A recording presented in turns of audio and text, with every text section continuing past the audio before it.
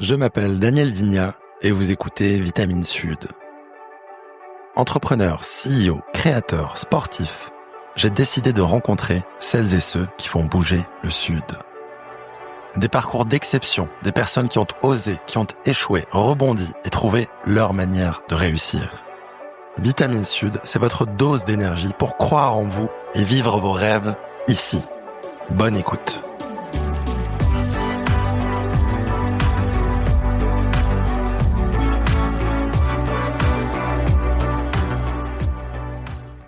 Aujourd'hui, donc, je suis ravi de t'accueillir, Boris, un membre donc de la fameuse mafia alsacienne d'Aix-en-Provence, On peut dire ça. dont je fais partie aussi. Est-ce qu'elle te manque la cuisine alsacienne parfois ici? C'est une bonne mise en bouche. J'adore. Ouais. J'avoue que elle me manque parfois, ouais. Une bonne choucroute de temps en temps. C'est vrai que ça fait plaisir. Ça fait plaisir, ouais. Ça fait plaisir. Après, bon, elle est pas trop mal non plus la cuisine provençale. C'est clair. Donc Boris, je suis très heureux que tu sois là, de t'avoir comme le premier invité de mon podcast. On se connaît depuis quelques mois et tu étais là depuis la genèse, l'idée qui a germé pour faire ce podcast. Donc je suis vraiment content que tu sois là pour te présenter en quelques mots à nos auditrices et nos auditeurs. Tu as un sacré parcours assez original. Donc tu as grandi en Alsace, on l'a dit, comme moi. Tu as fait tes études à Montpellier notamment, à Francfort aussi. Tu es passé par Berlin. Tu as fait tes premiers CDI à Paris, comme beaucoup d'entre nous. Et hop, en 2019, le grand saut. Tu décides de passer de l'autre côté de la barrière. Tu deviens entrepreneur et tu montes ta première boîte. Tu as un parcours royal sur le papier. Station F, levée de fonds, hyper croissance. Et d'un coup, 3 ans plus tard, un gros stop. Burnout. J'imagine qu'à ce moment-là, tu te remets en question. Tu quittes Paris, tu t'installes à Aix-en-Provence, tu prends soin de toi, et là, tu as un nouveau départ. Tu enseignes la respiration, tu deviens coach. Aujourd'hui, tu as accompagné plus de 100 dirigeants et plus de 30 coachs. Je crois qu'aujourd'hui, on peut le dire, tu es un homme épanoui et fiancé, il me semble. Donc voilà, j'ai fait vite. Est-ce que ça te va? Et sinon, comment est-ce que tu aimerais te présenter, Boris? Écoute, déjà, Daniel, merci encore pour ce moment, cette invitation. Et je vois que t'as fait ton taf, hein. T'as fait tes recherches et franchement, c'est bien une bonne représentation de ce que j'ai fait, donc sur le papier. Ouais. Peut-être que ce que j'aimerais rajouter aussi, tu sais, on se présente souvent en termes de réalisation, de faire. Moi, j'aime bien aussi parler de qui je suis. C'est important pour moi. Donc, je suis aussi quelqu'un qui est engagé avec ma chérie, Catalina. Donc, on est engagés ensemble. Je suis aussi un sportif. Je suis amoureux de nature. Je suis amoureux des gens. Je suis profondément quelqu'un qui cherche à être présent, à ralentir, à être connecté avec les autres. Donc, j'aime bien aussi, tu vois, ajouter cette dimension parce que t'as raison et souvent, en tant qu'entrepreneur, on se décrit par des accomplissements, des choses qu'on a faites, etc. Les fameux milestones. Les milestones, mais je trouve qu'il n'y a pas que ça aussi. C'est qui on est qui compte aussi beaucoup et c'est ce que j'aborde souvent en coaching avec les personnes que j'accompagne. Ouais, c'est vrai. Et ça, souvent, on l'apprend plus tard, quoi. Aujourd'hui, tu as quel âge? La trentaine? 33 ans, ouais. Ouais, comme moi, 31 et à 25 ans, on court un peu après le temps où on a envie de se prouver à soi-même et après, on prend un peu plus le temps de s'écouter, quoi. C'est un sacré sujet. On aura sans doute l'occasion d'en parler. Ouais, carrément. Aujourd'hui, on est dans le podcast, donc Vitamine Sud. Et avant qu'on aborde les thèmes qu'on va discuter ensemble, qu'on va découvrir, quelle est aujourd'hui ta dose de vitamine, ta dose d'énergie, par exemple dans les dernières semaines, qui te booste, qui te donne de l'élan? Écoute, moi je te dirais que ma dose de vitamine au quotidien, c'est déjà, t'en as parlé en introduction, mais C'est la respiration. On a tous cette capacité à se connecter, à avoir de l'énergie sur demande, de créer de l'énergie sur demande. Et moi, la respiration m'aide beaucoup. Et ça a été une part importante dans mon parcours de reconnexion avec moi-même, reconnexion avec les autres.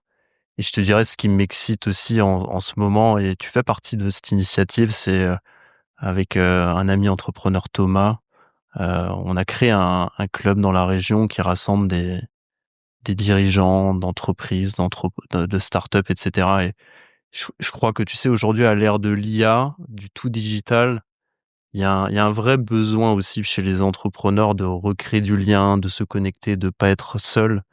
Et je suis dans une phase de ma vie où je suis assez excité par ce truc-là de recréer des communautés, de recréer du lien, de sortir les entrepreneurs de la solitude. Et je trouve que c'est un truc qui m'excite bien en ce moment, Ouais, ça. c'est vrai que c'est un super club. Moi, je l'ai rejoint très récemment, mais avec un super fit, Mmh. des très bonnes personnes, très gentilles, très entraidantes et effectivement qui donnent beaucoup d'énergie et qui m'ont déjà beaucoup aidé pour aussi Mmh. notamment lancer ce podcast.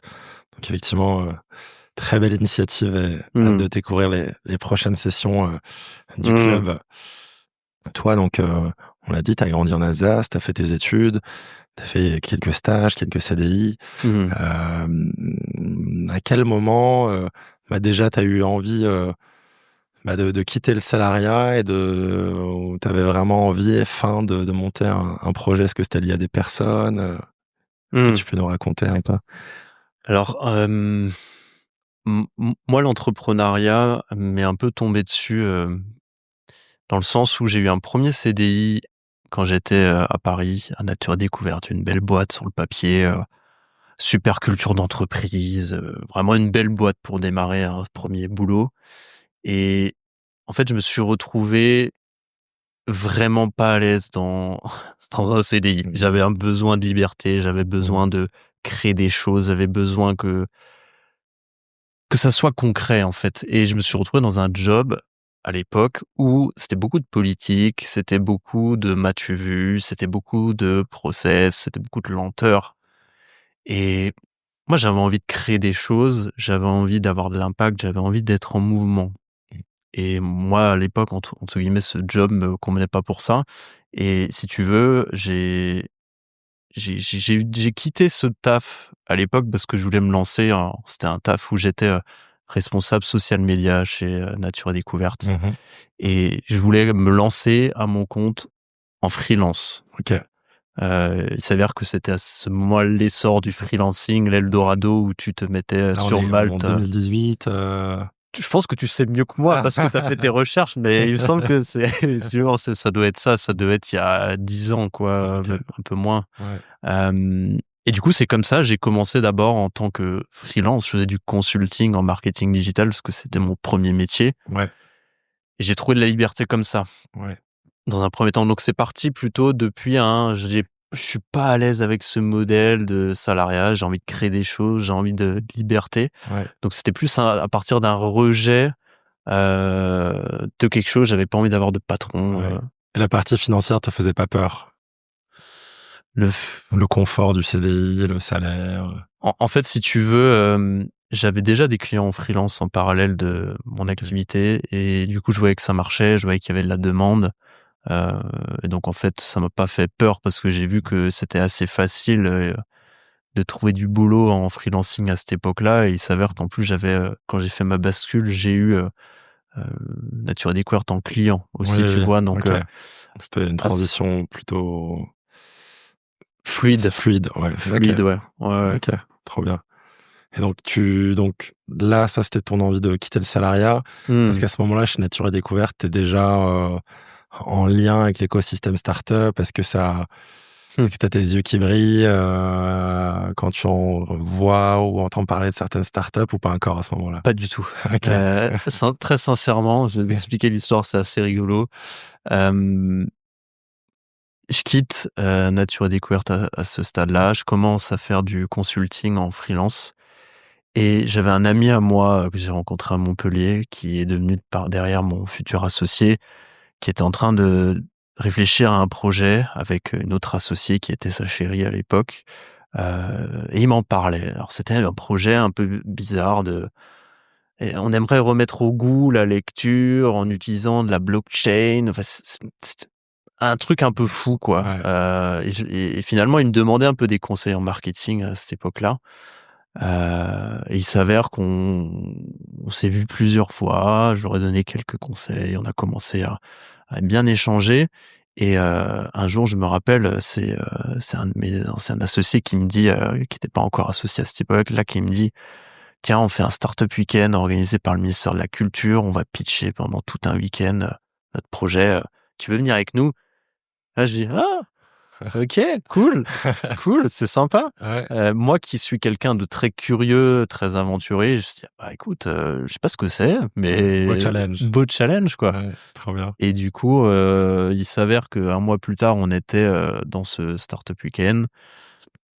On s'est régalé tout le week-end à affiner le projet, à pas dormir, à créer avec de bons échanges. Et à la fin du week-end, on a gagné, en fait, le week-end, on a gagné une incubation à Avignon, Génial. par un incubateur à Avignon qui était en Bien. partenariat avec la French Tech à l'époque. OK, donc déjà un lien avec, le sud. Voilà, déjà un lien avec le Sud. Ouais.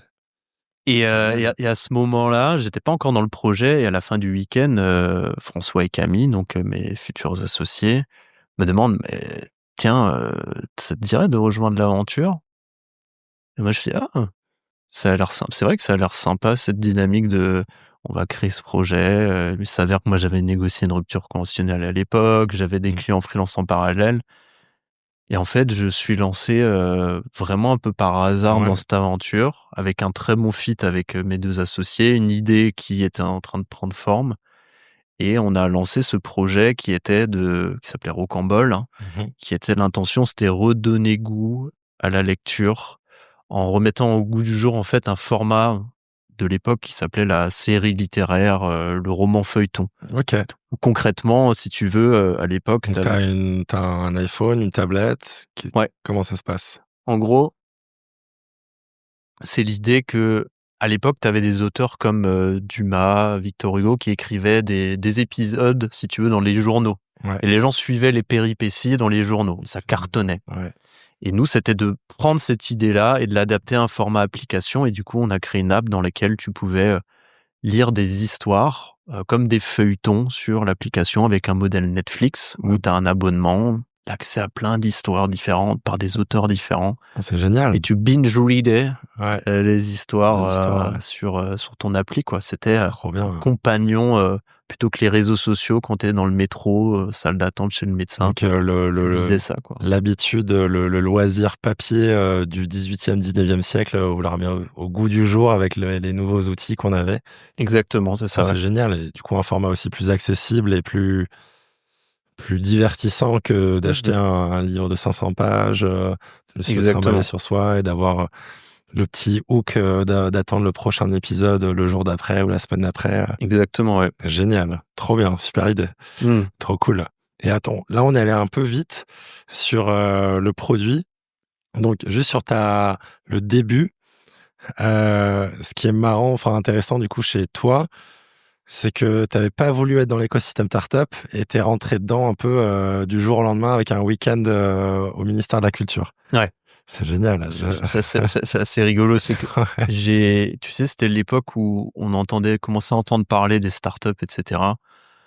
Je peux pas dire que j'avais un intérêt, spécial pour, les startups. Je baignais dans le milieu de la tech quand même parce que j'étais dans le milieu du digital et cetera. J'étais plus Oui, dans ce domaine-là. ouais, Hem, Par contre, je connaissais pas de start-upper, je connaissais ouais. pas grand-chose sur les startups.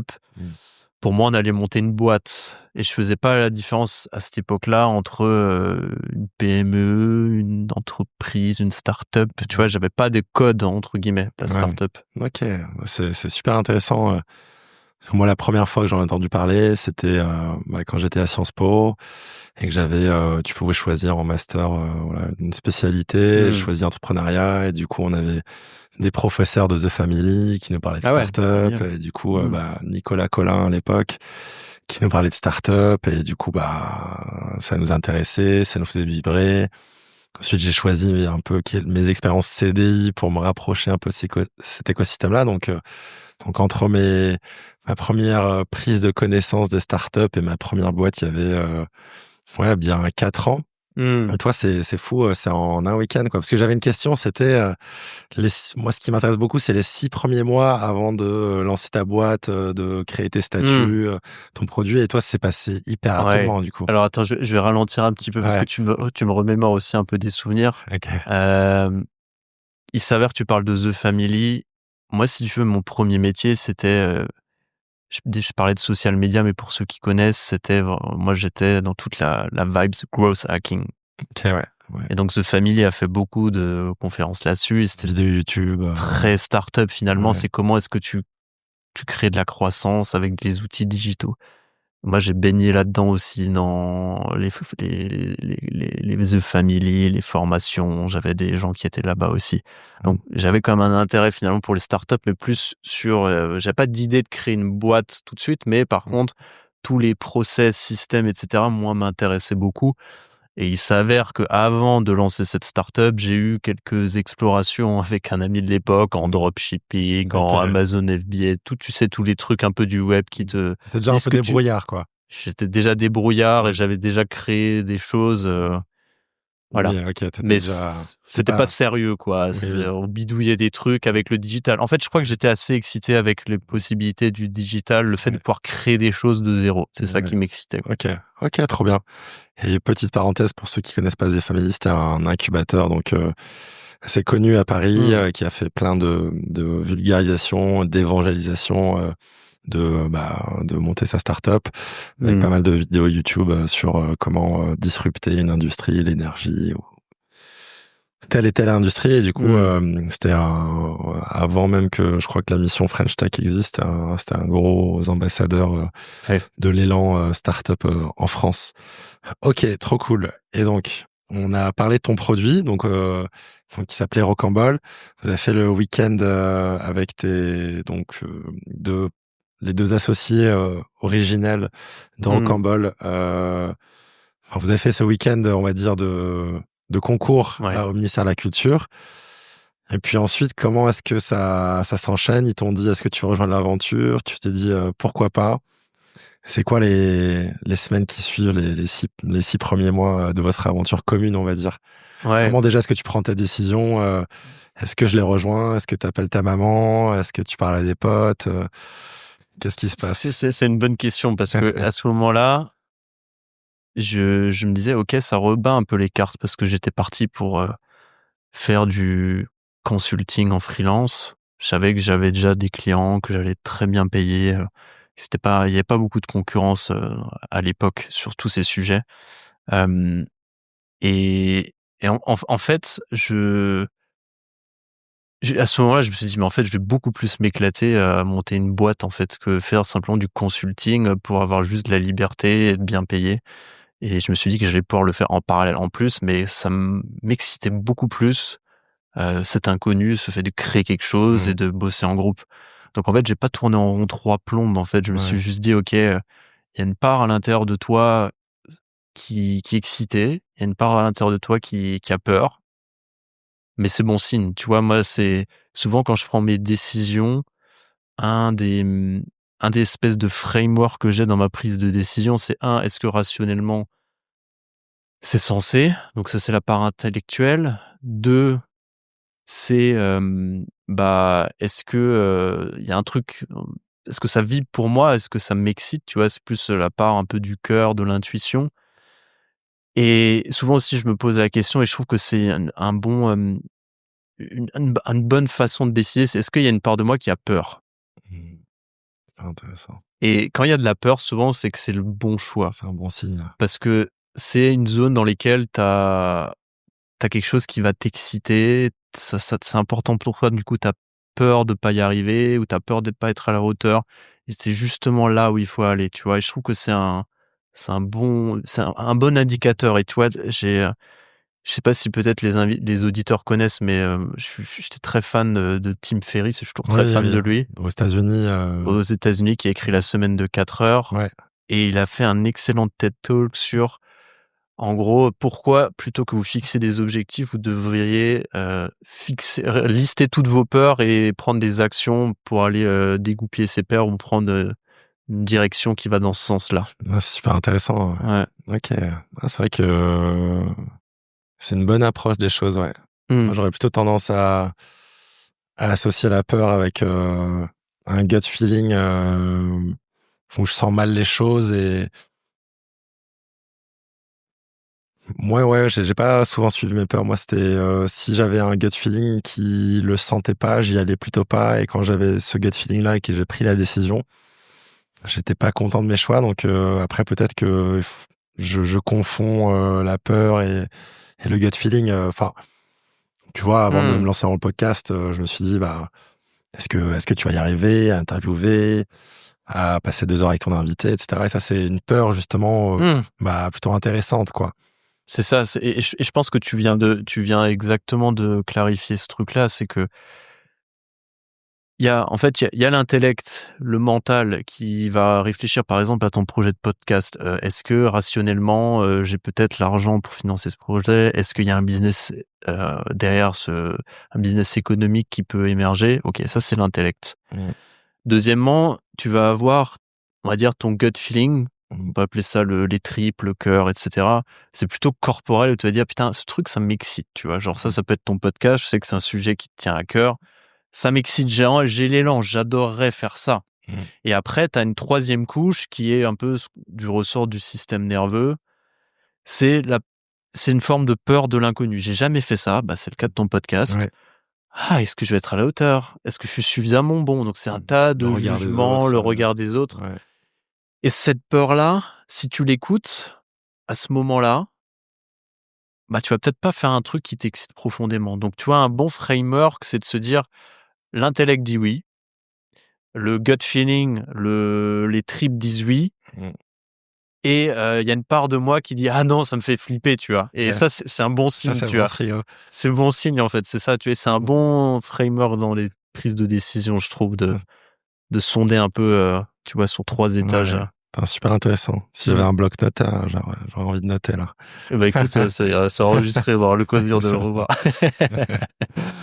Trop bien. Ok, donc t'as un petit peu peur.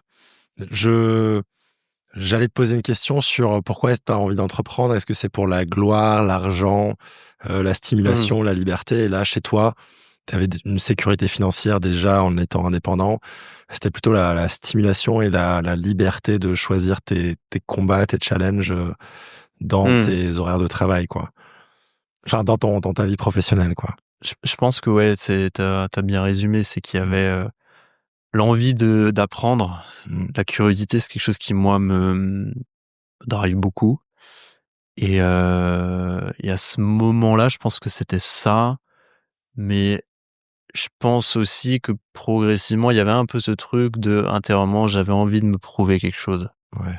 J'avais envie de prouver que je pouvais créer quelque chose qui ait de la valeur, que je pouvais être successful, entre guillemets. À l'époque, j'en étais pas conscient de ça.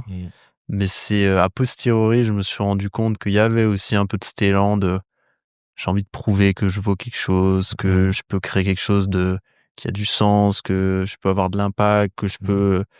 Ouais, il y avait ça aussi. Mais ça, c'est venu a posteriori dans mon analyse. Ça veut aussi dire peut-être que dans la majorité des jobs, des emplois, on n'est pas amené à penser qu'on peut prouver sa valeur, se sentir à sa place, si on doit le chercher par soi-même dans l'entrepreneuriat. Sans doute, ouais. Sans doute. Et bon, je pars un peu en philosophie. Ouais, mais non, mais c'est intéressant parce que j'observe quand même, tu vois, moi je bosse et je rencontre beaucoup d'entrepreneurs ou de dirigeants, et la plupart des entrepreneurs ou dirigeants sont quand même des gens assez atypiques, hein, dans le sens où entre eux, tu vois, moi j'aime pas mettre les gens dans des cases, mais il y a quand même beaucoup de gens qui sont TDAH, qui ont des profils haut potentiel, qui ont des fois des profils un peu limite autistiques, qui sont des gens qui peuvent pas être dans un cadre normal d'une entreprise, qui sont pas toujours à l'aise dans le... En fait, c'est que des profils, je trouve, je sais pas toi ton expérience que tu as avec, mais en tout cas beaucoup de créateurs, d'entrepreneurs ont des profils aussi atypiques. Ouais. Et Et je pense que c'est important aussi de dire pour nos auditrices et auditeurs que si vous n'êtes pas au potentiel ou TDAH, enfin, tout le monde peut y arriver, mais c'est vrai que toi, dans ton expérience, tu as beaucoup rencontré ce type de profil. Ouais, et beaucoup de ce type de profil qui le savent ou qui le savent pas, hein. Moi, Ouais. il y a des gens qui Ouais, c'est font de vrai. plus en plus les tests et tout. Ouais. Moi, je suis pas trop fan parce que j'aime pas l'idée de se dire qu'on met quelqu'un dans une case. Mais par contre, c'est vrai que j'observe quand même que les entrepreneurs, la plupart, ont des personnalités qui sont entre guillemets «créatives», divergentes, qui sont souvent très sensibles aussi, Ouais. qui ont des intuitions, qui aiment pas être mis dans des cases, et cetera. Donc c'est Ouais. pas forcément une moyenne des gens qu'on va croiser. C'est Ouais. ce qui fait la richesse aussi, et ce qui rend un entrepreneur, finalement le plus apte aussi pour créer des choses extraordinaires, Ouais, c'est finalement. vrai. Tu vois? C'est dans ce sens-là plutôt Ouais. positif, quoi. Ouais. Super intéressant, c'est Mmh. vrai. Et et du coup, tu le fais pas pour la gloire, pour la stimulation Mmh. de t'associer à Rocambole. À ce moment-là, tu as envie d'en faire une licorne ou tu es juste content si ça marchote? Mmh. Quelle est un peu ton ambition, ton rêve quand tu vas te coucher, la nuit? Ouais, ouais. Alors au début, ma première phase, je pense, qui ont été les premières années, l'ambition, c'était finalement d'apprendre qu'est-ce que c'est d'entreprendre, qu'est-ce que c'est de monter un produit, qu'est-ce que c'est de finalement faire de la croissance pour un produit qui est le mien. Donc c'était beaucoup nourri par de la curiosité, de l'apprentissage, et l'intention, c'était finalement de créer un business model pérenne, Mmh. mais vraiment un peu, tu vois, de briques et de broc, tu vois? Avec, nos 2 mains, on n'avait pas beaucoup de fonds et on se Ouais. débrouillait, on apprenait, quoi. Ouais. Et puis, de fil en aiguille, le projet a quand même bien marché. Il y a des auteurs qui ont rejoint Ouais. l'aventure. Et donc, si on rembobine après le concours, enfin, vous êtes 3 à ce moment-là. Est-ce que vous avez cherché d'autres personnes? Vu que c'était un projet digital, comment est-ce que tu crées le produit? Enfin, moi, aujourd'hui, si j'ai envie de créer Rocambole, enfin, comment je dois m'y prendre? Ouais, super question. Bah, déjà, on a cherché, première étape, hein, ça s'appelle un market fit, quoi. C'était Ouais, grosso modo, à qui on vend le produit, qu'est-ce qu'on vend, quelle est la problématique. Donc on était beaucoup dans l'expérimentation. Donc, très concrètement, c'était à la rencontre de son marché, hein. C'est les ouais, fameuses premières étapes où on allait rencontrer, les auteurs pour les questionner, pour savoir, de qu'est-ce qu'ils avaient besoin, quelles étaient leurs, souffrances, ouais. comment est-ce qu'on pouvait les aider. Pareil, on a fait la même chose avec des lecteurs, pour voir qu'est-ce qui les empêchait de lire, qu'est-ce qu'ils aimeraient lire, comment est-ce qu'on pourrait les aider à Et ça, lire. tu fais comment? Tu vas sur des groupes, Facebook, tu prends un annuaire, tu t'arrêtes les gens dans la rue, Ouais, c'était un mélange un peu de tout ça, mais pas mal les groupes Facebook à OK, l'époque, ouais, OK, les les gens autour sondages, de nous, les sondages, les ouais, réseaux sociaux, OK, donc c'était vraiment déjà faire un peu une étude de marché, ouais, terrain, et cetera. OK. Et là, tu vois déjà un côté lecteur, un profil, émerger ou tôt?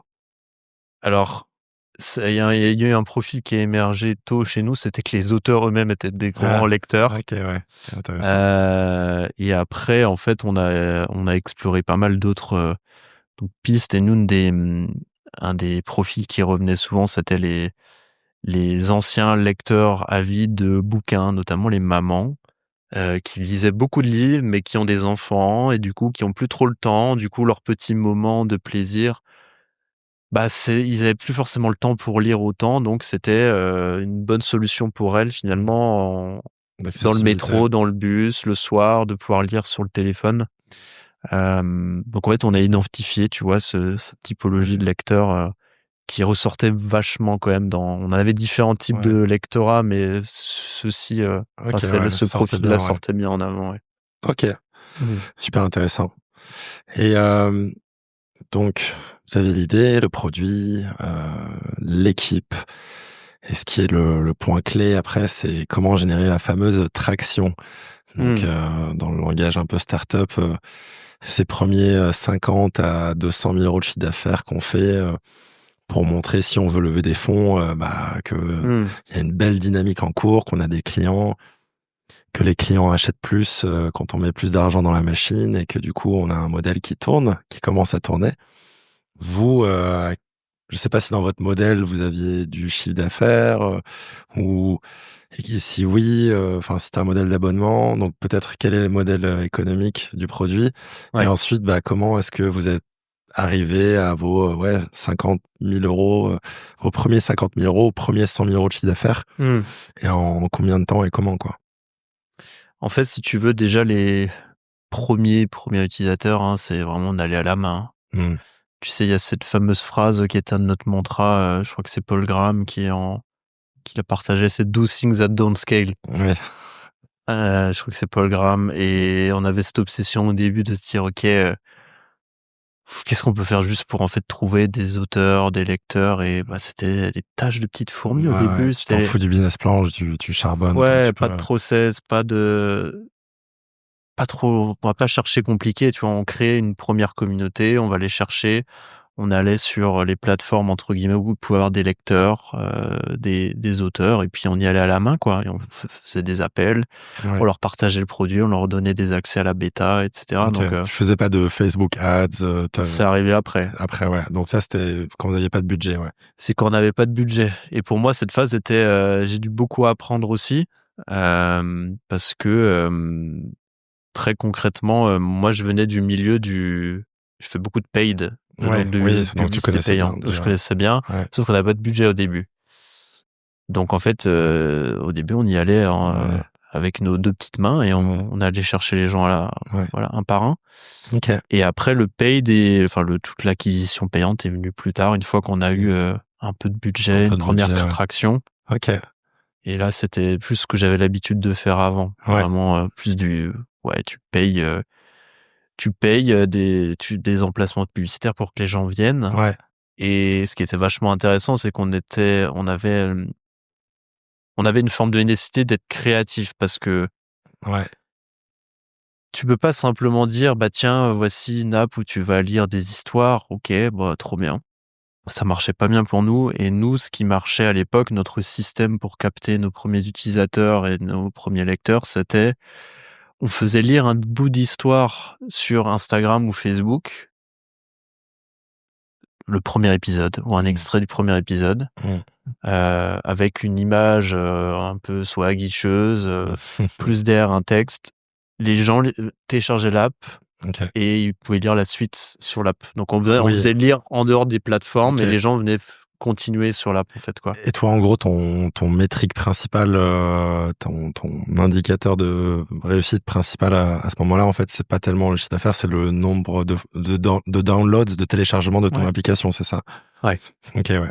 Nous, c'était ça. Au début, on voulait maximiser le nombre de téléchargements, et notre business model, c'était, en gros, comme Netflix, quoi. Tu as Un abonnement. un abonnement, tu as une partie qui était gratuite au début quand même. Ouais. Donc tu avais du freemium, premium, La petite amuse-bouche, quoi. c'est ça, te Ouais. faire goûter l'expérience et Mmh. du coup, notre but, c'est de monter la base, quoi OK, et du coup, capitaliser sur une base de lecteurs.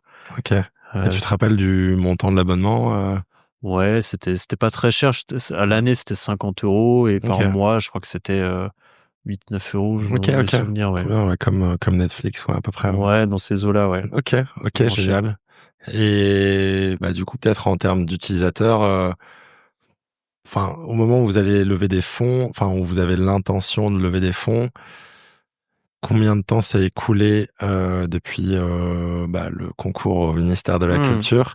Et combien, vous aviez d'utilisateurs peut-être pour, Ouais, s'imaginer pour, les jeunes ou les moins jeunes qui se lancent aujourd'hui, ouais. pour savoir, bah, à quel moment, bah, tu as une traction et tu peux, aller chercher des investisseurs? Ouais, alors je saurais pas te dire exactement le nombre d'utilisateurs qu'on avait quand on a fait le 1er seed, mais par contre, effectivement, on avait, je pense, quand même plusieurs dizaines de milliers d'utilisateurs qui étaient pas OK, forcément tous payants. ouais, Parce que dans ce business-là, en fait, c'est assez classique, tu as presque 80 de ta base qui est en freemium, ouais, OK. voire plus et l'autre C'est qui le est en payant. 80-20, Ouais, dans OK. ces eaux-là, quoi. OK, Et du coup, ouais, je saurais pas te dire ouais, exactement, mais on sentait qu'on avait déjà suffisamment de matière en termes ouais, on avait de la rétention. Nous, on avait un gros business, en fait, de rétention. ouais, Le but, c'était que les gens restent le plus longtemps ouais, possible, qu'ils soient actifs et cetera. Donc j'ai pas de chiffre exact, je me rappelle mais pas. Tu sentais une croissance de la base chaque mois, quoi. Ouais, là, on avait une croissance où, clairement, au moins 30% de nouveaux Tous les users mois. tous les mois, ouais. Ok, trop bien. Et ça, sans Ouais. paid à l'époque. Euh, Avec peu de paid. On a commencé à faire du paid, Ouais, donc de la ok. pub tout doucement. Ok. Je pense alors, ça s'avère qu'entre temps, on a fait un crowdfunding Ouais. qui nous a donné un peu de fonds. On a eu la bourse French Tech, on avait eu la bourse BPI aussi. C'est à ce moment-là où tu es à Station F? Je pense que c'est au début. Ouais, ça devait être au début de Station F. Ok. Ouais. Le crowdfunding, vous le faites quand vous arrivez à Station F ou... Tout début. Ça, crowdfunding, c'était vraiment... tout début, ouais. Tout début. Ok.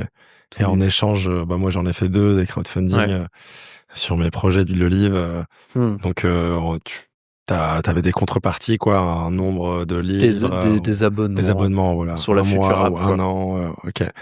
Ok, trop bien. Et ça te donne un peu les sous pour commencer. Ouais. Et après, tu vas essayer de choper toutes les aides que tu peux, quoi. C'est ça. Okay. Exactement. Okay. Exactement. Donc, vous avez testé la BPI, vous allez postuler à Station F. Ouais. Station F, parce que Station F, c'est pas un incubateur en tant que tel, c'est un campus qui accueille différents programmes d'incubation. Et donc, vous étiez chez qui? Dans le programme Station F Founders. Ah oui, donc qui était pas... un des plus durs, d'ailleurs, à rejoindre. Je sais pas. Peut-être, ouais. T'as été pris, du coup. Ouais. Ok, trop bien. Et pourquoi vous vouliez aller à la Station F? Enfin, pour l'image, pour vous rapporter des clients, pour... Parce que c'était cool. Ouais, je pense que c'est un peu un mélange de tout ça. C'est que c'était une bonne opportunité pour nous. Et à cette époque-là, notre but, c'était finalement d'être dans un bon écosystème, finalement aussi voir s'il y a des opportunités qui pouvaient émerger. Et puis c'était aussi une façon d'avoir des bureaux, parce que à l'époque on était tous en remote. Une partie de mes associés était à Bruxelles, l'autre à Paris. Après il y en a eu à Strasbourg aussi, encore des Alsaciens. Donc on voulait avoir un lieu de rendez-vous aussi sur Paris. Ok, trop bien. Alors moi j'ai jamais fait Station F. Donc Station F, pour ceux qui ne savent pas, c'est le plus grand campus incubateur de start-up en Europe, qui a été lancé par Xavier Niel 2016-2017, je crois, et qui accueille pas mal de start-up qui ont eu pas mal de succès par la suite, dont la tienne, Boris, donc enfin la vôtre. Et donc est-ce que c'est aussi cool que ça en a l'air? Est-ce que tu as des gens intelligents? Est-ce que t'apprends plein de choses? Est-ce qu'au contraire, c'est de la dispersion parce que il y a tellement d'événements que t'es moins focus sur ton business? Alors, parce que les pizzas de la Félicita sont vraiment très bonnes. Les pizzas sont très bonnes et grâce à la Félicita, j'ai rencontré ma chérie. Donc, génial. Donc, tu vois, rien que pour ça, je cracherai pas de mots négatifs sur la Station F. Non, mais plus sincèrement, je trouve que c'est un bel écosystème, dans le sens où tu rencontres vraiment des gens brillants, il y a des acteurs de la tech indéniables, il y a souvent des conférences, etc. Donc nous, on a adoré. Le seul point, c'est que moi, j'ai trouvé que c'était un peu l'usine parfois, dans le sens où c'était pas forcément évident de rencontrer des gens, parce que c'est tellement immense. Je sais pas si les gens voient un peu Station F, mais il faut imaginer que c'était une ancienne gare ferroviaire. Saint-Charles à Marseille. Mais c'est énorme. Grand même.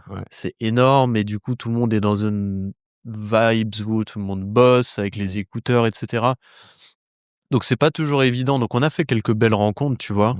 Et je me rappelle notamment, parce que récemment on a reparlé et on avait, tu vois, rencontré Guillaume Moubèche. On avait fait un déj avec lui grâce à Station F. De l'Emlist, De l'Emlist. Et j'ai revu une vidéo de lui récemment et sur Silicon super gars. Alors sur sa chaîne YouTube. Ok, trop bien. Et vraiment un super gars et qui est ultra humble, très accessible. Et à cette époque-là, on l'avait rencontré. Et c'était une des personnes, tu vois, brillantes qui nous avait inspiré, qu'on avait rencontré. Mais on n'en a pas croisé beaucoup finalement. C'est vrai que ça élève le niveau un peu de tout un écosystème quand tu mets tout le monde ensemble dans un lieu physique, quoi. Trop bien. Et vous y avez passé combien de temps? Je crois qu'on était au moins 2 ans. Je sais pas exactement. Cool. Donc quasiment, ça a duré combien de temps l'aventure Rocambole avant que vous revendiez? De bout à bout, je pense que ça a duré 5 ans. 5 ans. Ouais, du tout début où on faisait nos bricolages à la levée de fonds, etc. Je pense 4-5 ans, Ok, génial. Et du coup, Donc, on a parlé de l'attraction. C'est important de bien s'entourer. Donc, de personnes qui t'inspirent, la station F, qui t'énergisent, qui te donnent ta vitamine.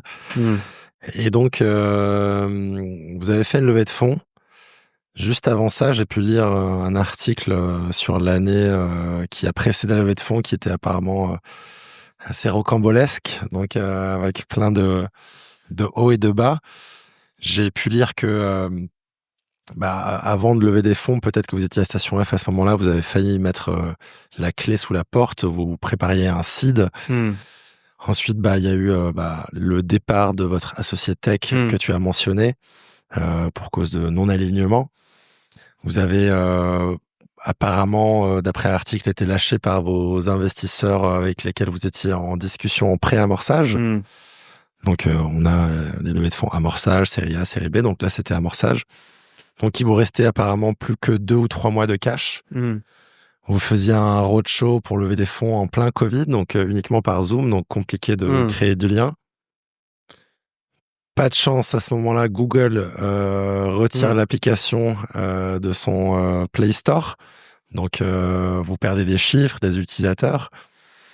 Enfin, c'est quand même beaucoup de coûts à encaisser. Et finalement, quelques mois plus tard, la bonne nouvelle, vous concluez votre série A. Et là, vous pouvez vous envoler vers les cieux. Comment est-ce que c'est déjà juste, cette histoire, et comment tu l'as vécu de ton point de vue? Alors merci de me rappeler ça parce que je me rappelle pas de toutes les péripéties et tu sais, c'est assez rigolo. On se marre souvent avec mes anciens associés. On se dit qu'on devrait écrire une histoire, une série rocambolesque sur notre histoire parce qu'elle est vraiment drôle. On a eu tellement de péripéties entre tu vois, on a rencontré des gens, des célébrités qui voulaient écrire des histoires, qui nous ont lâchés, qui nous ont ghostés, des investisseurs qui ne donnent plus de nouvelles. Un investisseur dans le cinéma qui veut adapter une série. Enfin, on a vécu des trucs de dingue. C'était les montagnes russes constantes. Et comment est-ce que moi j'ai vécu ce truc-là? C'est que c'était à la fois ultra stimulant, ultra riche, et en même temps c'était aussi un peu drainant parce que quand finalement on n'avait pas beaucoup de certitude sur comment est-ce qu'on allait entre guillemets se payer, monter la boîte. On avait toujours l'impression de redémarrer à zéro et qu'il y avait pas on n'avait pas beaucoup de stabilité. Et c'est ce qui a amené, je pense aussi, tu vois, progressivement mon burn-out qui a fait suite quelques mois plus tard. C'est que à cette époque-là, je donnais beaucoup, on donnait tous beaucoup. Et je sentais que intérieurement, je commençais à avoir beaucoup de stress. Je commençais à être un peu vidé. Je commençais à avoir de l'exaspération aussi parce que à chaque fois, il y avait, on avait peu de certitude sur la suite et on avait l'impression que c'était notre chemin était rempli d'embûches, ouais, tu vois. Est-ce que du coup, un des sentiments prédominants que tu avais, c'était le doute de réussir, le doute d'y arriver? Enfin, est-ce que c'était un frein? Ouais, je pense qu'au bout d'un moment, on a commencé à avoir un doute sur le projet. Dans le sens où on était bien entouré. On avait, c'était assez rigolo on était entouré de business angels qui avaient une approche très à l'ancienne et qui comprenaient pas du tout le modèle startup et qui nous disaient, en fait, votre modèle est pas du tout scalable, rentable, etc. On les écoutait pas trop. Soit on avait d'autres business angels qui étaient très à l'américaine, qui disaient non, mais c'est génial ce que vous faites, levez pas 2 millions, levez 10 millions. Et du coup, on a l'impression des fois d'être un peu dans un monde schizophrénique. On savait pas vraiment si en fait on allait dans le bon sens, si nos chiffres étaient plutôt bons. Surtout dans une première levée, avec la première fois que tu rencontres des investisseurs, tu penses que, tu t'imagines que c'est des experts ils ont de l'expérience. Du coup, les premiers sons de cloche que tu as envie un peu de les écouter. Après, t'en entends qui sont totalement contradictoires.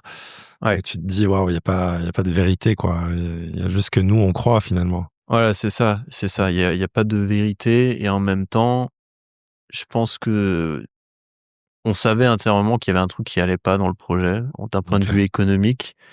Mais on s'obstinait, on était toujours dire ok, on va trouver autre chose, on va recréer, on va faire un pivot, on va tester nouveau quelque chose, on va créer un concept plus innovant. On était très créatifs et du coup c'est génial, mais en même temps à un moment donné c'est comme on avait l'impression qu'on nageait à contre-courant.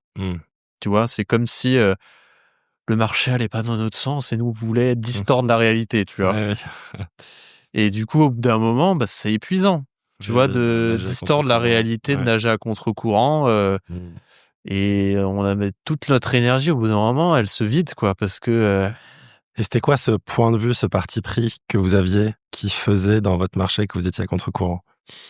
en fait, on s'est rendu compte. C'est le modèle Netflix, c'est le produit, c'est... Ouais, alors je pense qu'en fait, et ça c'est une bonne leçon pour tout entrepreneur, notamment ceux qui débutent. On est parti d'une idée qu'on trouvait géniale, et on a essayé de voir derrière qui pouvait avoir un besoin. Ouais. Plutôt que dire on analyse un marché, tiens, il y a un problème, on va essayer de résoudre ce problème. OK, vous êtes pas parti du besoin, mais du produit. Ouais, c'est erreur classique chez beaucoup d'entrepreneurs, c'est qu'en fait tu essaies de refourguer ton truc et de distordre la réalité pour dire Ouais. ok, tiens, t'as besoin de ça, toi. Ouais. Et du coup, ça partait pas vraiment d'un OK. besoin. Et quand vous avez fait votre étude de marché, pardon, tu, vous êtes parti sur le besoin, on va dire, en lifestyle, en lecture de votre des personnes que vous interrogez, ou vous les avez interrogées directement sur votre produit? C'est une bonne question. Sans doute qu'on avait fait un peu des deux. OK. Mais concrètement, on était, tu sais, davantage. Tout le monde trouvait notre projet trop bien. Ouais. Ah, Donc t'es dans une vague, une dynamique. Ah ouais, c'est trop bien, mais peu de gens l'utilisaient. OK. Et donc, en gros, c'est aussi un bon indicateur, je trouve, quand t'es entrepreneur. C'est quand les gens disent c'est trop bien, trop cool.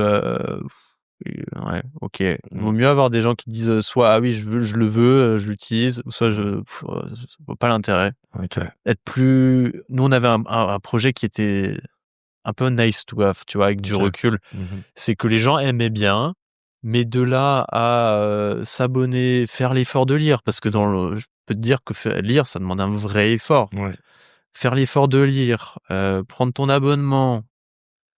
En fait, c'est sûr que pour beaucoup, c'est plus simple d'aller jouer à un jeu vidéo, regarder une vidéo YouTube, parce qu'on était en concurrence avec ça, hein, avec Netflix, les jeux vidéo. Ouais. Et puis il y en a qui C'est disaient simplement, je préfère aller lire un livre, moi, en fait. Ouais, c'est l'économie de l'attention, quoi. Donc t'es en Exactement. compétition avec tous ceux qui te prennent ton temps libre. C'est ça, exactement. Et t'as des compétiteurs assez costauds C'est ça. dans ce domaine. Ok, super intéressant. Nice to have. Moi, je pense que c'était un peu l'erreur que j'avais faite aussi avec mon livre. Je voulais changer un marché, mais proposition de valeur qui était peut-être un peu trop avant-gardiste ou un peu trop nice to have. Ouais, pas un must-have. Après, pour un nice to have, vous avez quand même donc fait une série 1, monté quand même la boîte jusqu'à, je sais pas du coup quel est le métrique de nombre d'utilisateurs ou de chiffre d'affaires, et après vous l'avez revendu. Donc pour un nice to have, c'est une belle histoire. C'est une belle histoire. On a forcé quand même. Non, on va dire qu'on a quand même. Tu vois, à la fin, on avait 180 000 inscrits sur l'app, donc ce qui est pas mal. Donc tu comptes pas mal de gratuits. On avait à peu près, je crois que c'était 5-7% de la base en payant. Ok. Les gens feront le calcul. Voilà.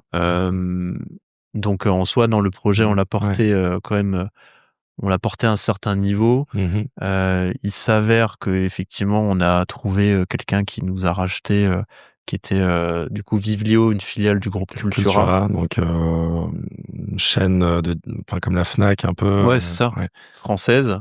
Et Vivlio avait une filiale du groupe Cultura qui fabriquait des liseuses. Ok. Et du coup, qui ont repris une partie de l'équipe, donc qui ont bossé pour eux, et qui bossent toujours Ça, c'était quand? Ça, c'était à la fin. C'était, je pense que c'était il y a 6 ans. Donc 2019 déjà? Ouais, sans doute. Ok. 6 ans, 5 ans. Okay. Le temps passe tellement vite, j'ai du mal. Ok. Et du coup, en fait, nous, pour t'expliquer un peu la fin, parce que je trouve que c'est intéressant. Ouais. Moi, à ce stade-là, j'étais en épuisement, je ne pouvais plus. Ça faisait combien de temps que tu y étais? 3, 4? Ça faisait 4 ans à peu près. j'étais en épuisement, j'en pouvais plus, j'étais vraiment plus motivé, en fait. C'était vraiment je me levais le matin, j'étais épuisé, plus motivé, je commençais à avoir des tensions dans le corps, je dormais mal. Et pourquoi est-ce que ton job, enfin ton rôle dans l'équipe devenait répétitif, ou t'avais perdu l'intérêt dans le produit, ou est-ce que tu te payais pas à l'époque ou trop peu? Un mélange de tout ça. Je pense qu'il y avait OK. le côté ça marche pas, donc au bout d'un moment c'est frustrant. Mmh. Il y a le côté Ça, c'est où après la levée de fonds? ça c'est après la levée de fonds. OK. Ça marche pas comme on voudrait, on n'a pas un business model, qui tient la route, donc c'est épuisant. Mmh. On doit tout le temps se réinventer trop vite et il y a rien qui marche dans le bon sens. Moi aussi, je commençais à être, plus passionné par ce que je faisais, Mmh. dans le sens où je passais quand même ma journée à cette époque-là à faire des pubs. Mmh. Globalement, c'était 70% de mes journées, vu que notre canal d'acquisition principal, c'était la publicité. Ouais. C'était, trouver des systèmes pour, faire Ouais, venir gros hacking, growth quoi. hacking, Ouais. exactement. OK. Ça me passionnait plus, ce truc-là. Ouais. Heu Mmh. et et après, ouais, je pense que j'avais envie d'autre chose, tu vois? Je savais pas quoi, mais OK. j'avais envie d'autre chose, quoi. OK, donc c'est là où tu commences à prendre, la pente du burn-out, du coup? Ouais, Je crois que clairement. tu disais, enfin avant qu'on parle du burn-out, dans un post LinkedIn, qu'avec, quand tu bossais, sur ta start-up, que tu, bossais comme un acharné, Mmh. en te disant que tu pourras profiter plus tard, Mmh. si ça marche, si ça a un succès, si tu peux te payer, beaucoup plus, et qu'aujourd'hui tu es beaucoup plus aligné parce que, tu n'attends pas de profiter une fois que tu as le résultat de ton Mmh. travail, par exemple ton business plan qui est atteint, mais que tu profites au quotidien. Mmh.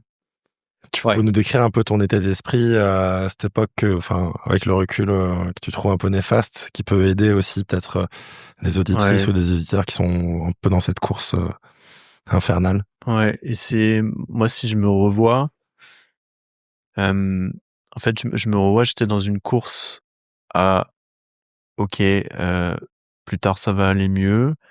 Après la levée de fonds, ça ira mieux, je serai plus heureux, j'aurai plus d'argent, je serai enfin bien.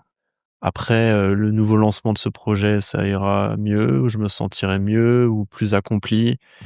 et en fait, c'est comme si je vivais dans un futur qui n'existait pas et que comme si en fait, je prenais plus plaisir dans le développement du projet, j'étais constamment projeté dans un futur Mmh. plus tard et effectivement, moi, j'étais toujours en recherche, tu vois, de la prochaine, milestone, le prochain objectif, la prochaine levée de fonds. C'est comme si tu enchaînais, 20 sprints, quoi, sans arrêt, quoi.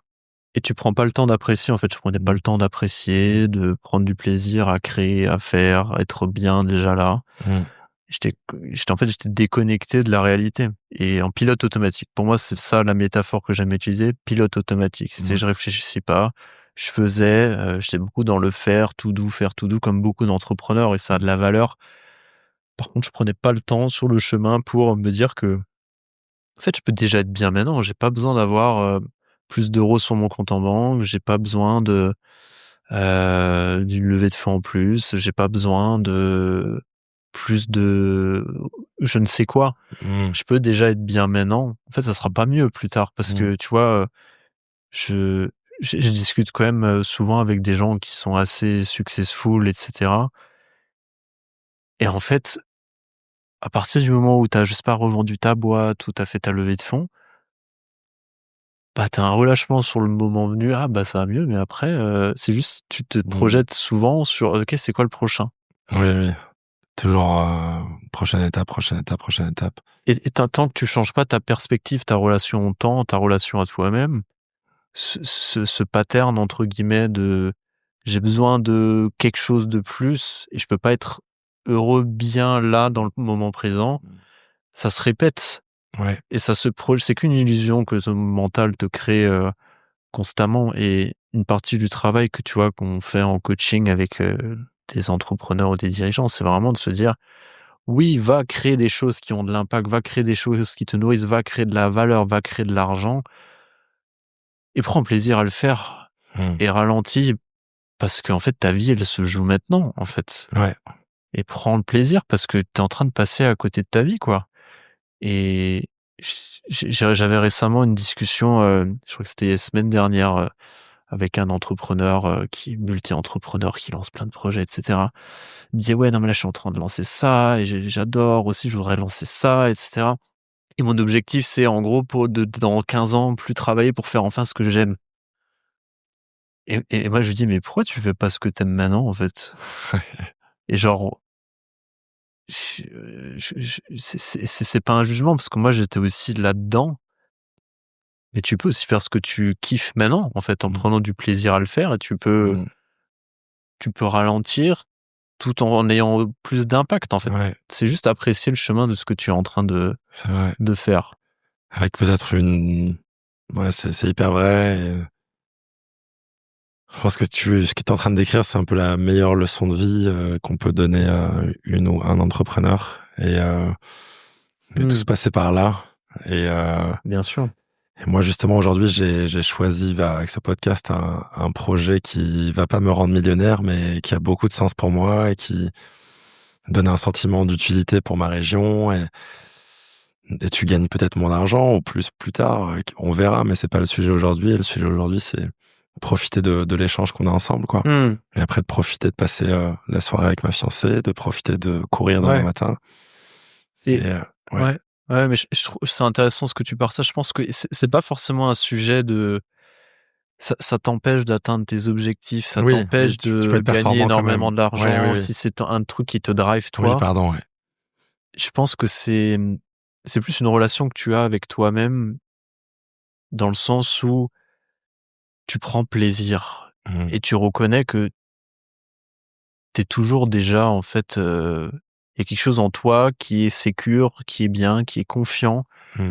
T'as pas besoin d'avoir une levée de fonds en plus pour être plus confiant. Tu as besoin de te prouver, en fait. T'as pas besoin de prouver. Ouais. En fait, c'est pas l'extérieur qui va t'amener du bonheur, qui va t'amener de l'épanouissement et cetera. Ça peut y contribuer, mais si tu bases tout ton épanouissement, tout ton kiff sur l'extérieur, en fait, tu oublies qu'à l'intérieur, tu peux revenir finalement à: «Bah, je suis déjà bien, en fait. Mmh. Là, dans le moment présent, je suis déjà bien, j'ai de la gratitude pour les gens autour de moi. Mon business, j'y prends du plaisir», Ouais. en Ouais, fait, c'est c'est vrai. vraiment revenir à soi, tu vois? OK, bah, là, tout de suite, je peux prendre du plaisir et Mmh. j'ai envie d'être ambitieux, j'ai envie de créer des choses, j'ai envie d'avoir de l'impact. Mmh. Mais au plus je suis ancré moi, au plus finalement je reviens à ce qui OK, je suis bien, je vais avoir une bonne énergie. Et plus t'es bien dans tes baskets et plus tu as une bonne énergie, plus tu vas aussi mieux rayonner sur Exactement, ton entourage, être plus performant en ce sens-là que d'avoir exactement, la mine déconfite, de ne exactement. pas avoir, de perdre, confiance en soi, l'estime de soi et Ouais, souvent en entretien rendez-vous, je me dis: «C'est plus important que je rayonne et que je sois en bonne forme que de connaître par cœur, le déroulé de la réunion que je vais avoir, quoi». mmh, clairement. Oui, carrément. Mmh, Et donc toute cette maturité que tu as aujourd'hui et merci, hein, pour ce mmh. partage, c'est vraiment hyper inspirant et ça donne beaucoup à réfléchir et du coup, enfin, justement, tu es arrivé à cela parce que tu as eu ce fameux burn-out. Mmh. Est-ce que tu peux nous expliquer déjà c'est quoi un burn-out? Quels symptômes tu as eu? Combien de temps ça Ouais, dure? Et qui t'a aidé ou qu'est-ce que tu as fait pour en sortir? ouais.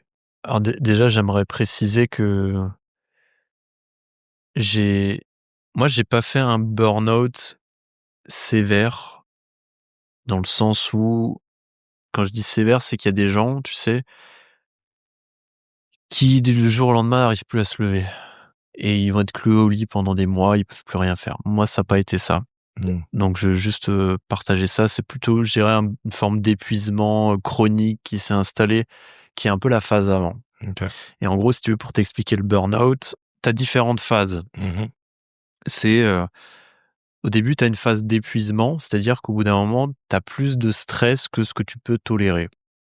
On a tous une tolérance au stress qui est différente par rapport à la relation qu'on a au stress, par rapport à notre mode de vie. Tu as différentes sources de stress, tu vois. Le stress peut venir de relationnel, ta relation à soi, le manque de sommeil, trop d'activités sportives, pas assez, l'alimentation. Il y a plein de sources qui peuvent être à l'origine du stress. Euh, et souvent, j'aime bien prendre cet exemple. On a tous, donc notre tolérance est différente au stress. Donc là, par exemple, tu vois, ce verre a une certaine tolérance au stress qui est, je sais pas, 15 centilitres. Cette jarre a 1 litre. Et certains ont tolérance d'1 litre, d'autres de 15 centilitres. Et par exemple, tu vois là, je rajoute du stress, ça peut être plus de travail, ça peut être une relation dysfonctionnelle. Tu tolères, tu arrives à gérer, sauf qu'au bout d'un moment, quand t'en as trop, ton verre il déborde. Ouais. Et en fait, du coup, quand ça commence à déborder, c'est la phase d'épuisement dans laquelle moi j'ai commencé à être. Donc les symptômes, j'en profite pour voir. Ouais, vas-y. Tu vois, c'était une façon maligne de me servir un verre d'eau. Bien joué. On voit que t'as de la bouteille. J'ai de la bouteille, pas mal. J'aime bien. Donc, tu vois, au bout d'un moment, tu commences dans la phase d'épuisement, tu commences à avoir certains symptômes qui sont souvent physiologiques. Tu dors, tu ne récupères pas bien, tu commences à avoir le souffle court. Tu rumines. Tu rumines, tu as du mal à te concentrer. Tu peux prendre du poids, perdre du poids. T'as envie de te lever le matin ou pas du tout? Moi, dans mon cas, j'avais du plus de mal à me lever le matin, je récupérais pas bien, j'avais toujours commencé à avoir un peu ce que tu appelles un brain fog, c'est une espèce de brouillard mental. Donc ouais, c'est ça un peu la phase d'épuisement. Ouais. Et vis-à-vis de ton entourage, là, t'étais encore sympa enfin, t'étais sympa? J'étais encore sympa, mais ma chérie commençait à me dire t'as une sale gueule là. Okay. Je revois encore quelques photos que j'avais. Des fois, j'avais des cernes jusqu'à pas possible, manque d'énergie. Et au bout d'un moment, ma chérie m'a dit il faut que tu fasses quelque chose parce que là, c'est pas possible. Ouais. Donc j'étais allé voir un psy à l'époque, ça m'avait beaucoup aidé. Et ça m'avait aidé déjà de Donc parler. Ça, c'est la phase de t'aider, du coup. T'es dans cette phase d'épuisement. C'est et ça. La première décision que tu prends, c'est d'aller voir un psy. Aller voir un psy. Okay. T'as attendu combien de temps? Enfin, combien de temps elle a duré la phase d'épuisement avant que tu te dis, OK, je me bouge, je vais aller voir un psy ou une psy? Je sais plus. Sincèrement, je saurais pas te dire, mais il y a eu un petit moment parce qu'au début, en tout cas chez moi, il y avait ce truc de j'y arriverai tout seul, je peux me débrouiller, c'est pas grave, on force. Après, ça sera mieux, tu vois. Après la levée de fond, ça ira mieux. Là, et on se disait tout ça, tu vois, dans l'équipe. Sauf qu'au bout d'un moment, je voyais que mon corps commençait à m'envoyer pas mal de signaux, j'étais plus bien, plus productif, etc. Okay. Donc, le fait d'en parler, ça m'a aidé. C'est de comprendre ce qui se passait. Et puis aussi, moi, j'ai commencé à faire plus gaffe à moi, à mon hygiène de vie. Plus de sport, la méditation m'a beaucoup aidé. C'est à ce moment-là où je suis tombé aussi sur la respiration. C'est un bon point. Ça, tu le faisais pas quand t'étais à fond dans la start-up. Veiller à ton alimentation, à ton sommeil, à faire du sport. Je le faisais, mais pas discipliné. Pas forcément discipliné. Ouais. Donc j'ai commencé à mettre de la discipline par rapport à ça. Ok. Donc ça m'a aidé.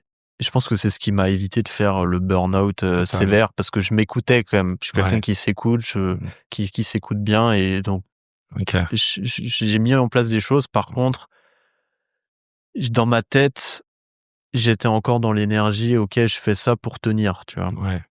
Et donc au bout d'un moment, l'intention n'était pas forcément bonne non plus. Donc ça a maintenu le cap. Ça m'a permis de continuer à faire ce que notre course effrénée, mais c'était plus profond. Il y avait une crise plus profonde en moi qui était j'étais plus aligné avec ce projet. Je mettais trop d'intensité. C'était plus ça que j'avais envie de faire. Mais par contre, je restais dans le projet parce que j'avais mis tellement d'efforts dans ce projet. Il y avait des perspectives de revente, etc. Et je m'étais dit, putain, ça serait dommage. Ça serait dommage. Donc, je continuais. Donc, il y avait... je continuais, mais je sentais que ça résonnait plus. Il y a un truc en moi qui voulait plus, tu vois. Ok, ouais. Mais je me fouettais un peu quand même pour continuer. Allez, vas-y. Encore un peu. Et donc, t'arrives, donc là, à ce moment-là, tu vois ton psy, tu fais des efforts, tu te disciplines. pour tenir le coup, mais en prenant la décision, enfin en ne prenant pas de décision, en restant quoi dans l'aventure. Et donc ça, t'arrives à tenir jusqu'à quand?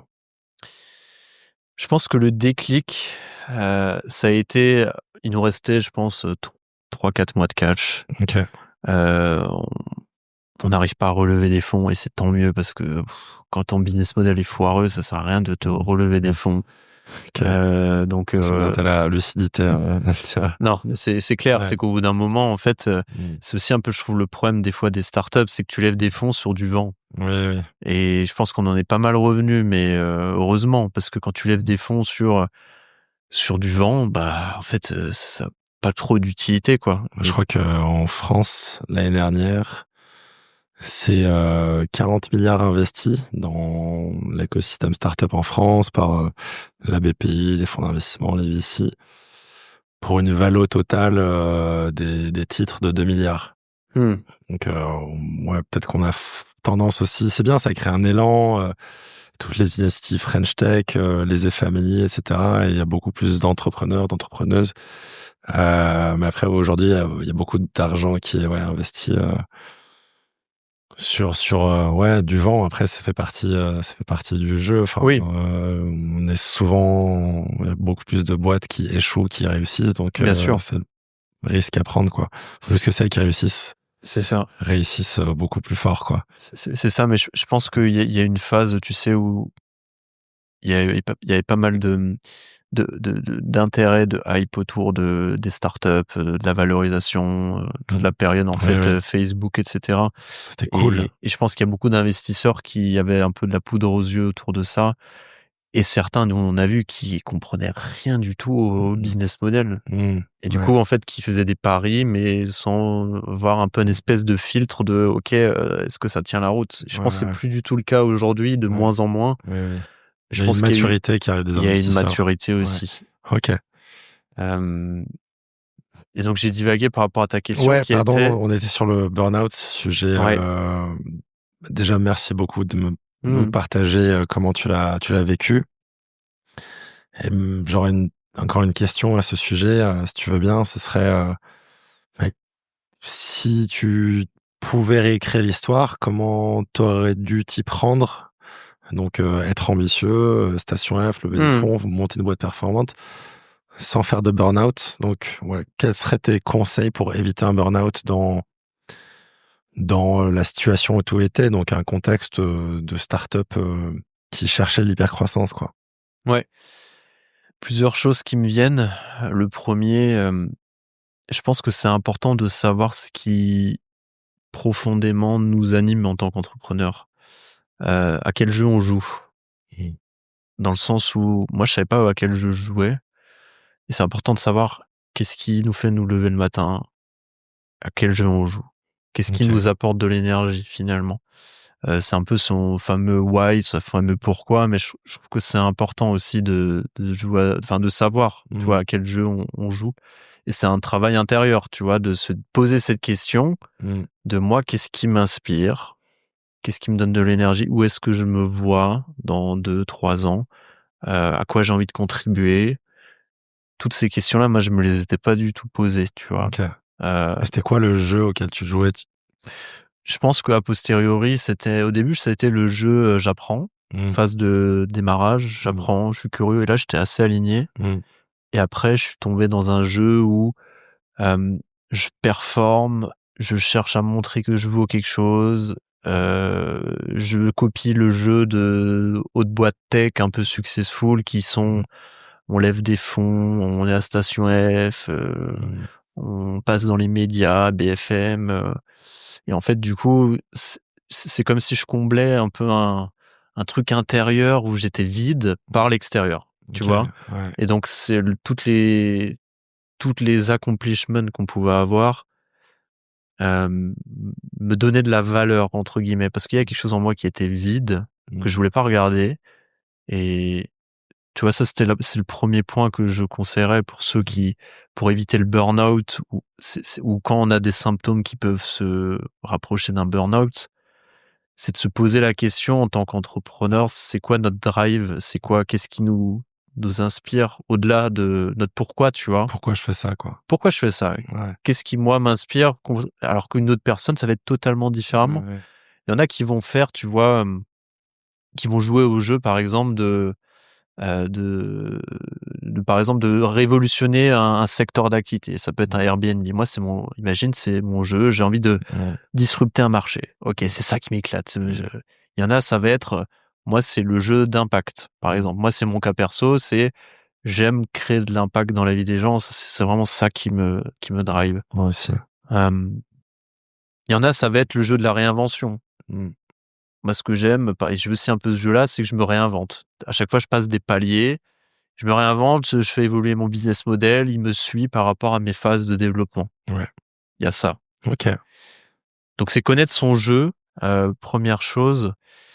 Et après, je te dirais la deuxième chose aussi, c'est avoir des moments pour soi, pour pouvoir, entre guillemets, tenir sur la durée.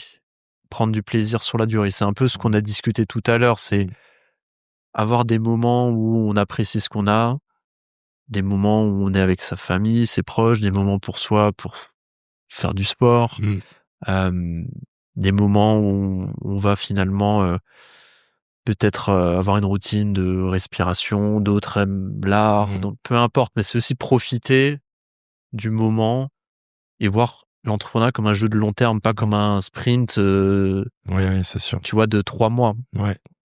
Et tu vois, moi j'ai différentes phases et rythmes d'entrepreneuriat. J'ai la phase sprint où j'étais tout le temps en mode sprint à fond. Ouais. Et du coup, t'es essoufflé, quoi, et ton corps, au bout d'un moment, il a besoin de repos. Du coup, après, je me suis dit, OK, en fait, l'entrepreneuriat, c'est un marathon, et on dit souvent ça. C'est vrai. Par contre, je pense que c'est encore plus vrai que c'est davantage une alternance de sprint, intensité, repos, sprint, intensité, repos, sprint, intensité, repos. Et un peu, tu vois, moi, j'adore prendre l'image d'un sportif de haut niveau. Les sportifs de haut niveau qui performent, ils ont très bien compris comment ça marchait la performance. Ils alternent des entraînements très intenses avec des repos très intenses et ils ont des phases dans l'année. Ouais. Donc dans la semaine, par exemple, ils vont avoir leurs entraînements, leurs repos qui sont calibrés déjà dans l'agenda et le repos est non négociable. Ça compte, ça fait partie de l'entraînement et de la performance. Tu te blesses, Exactement.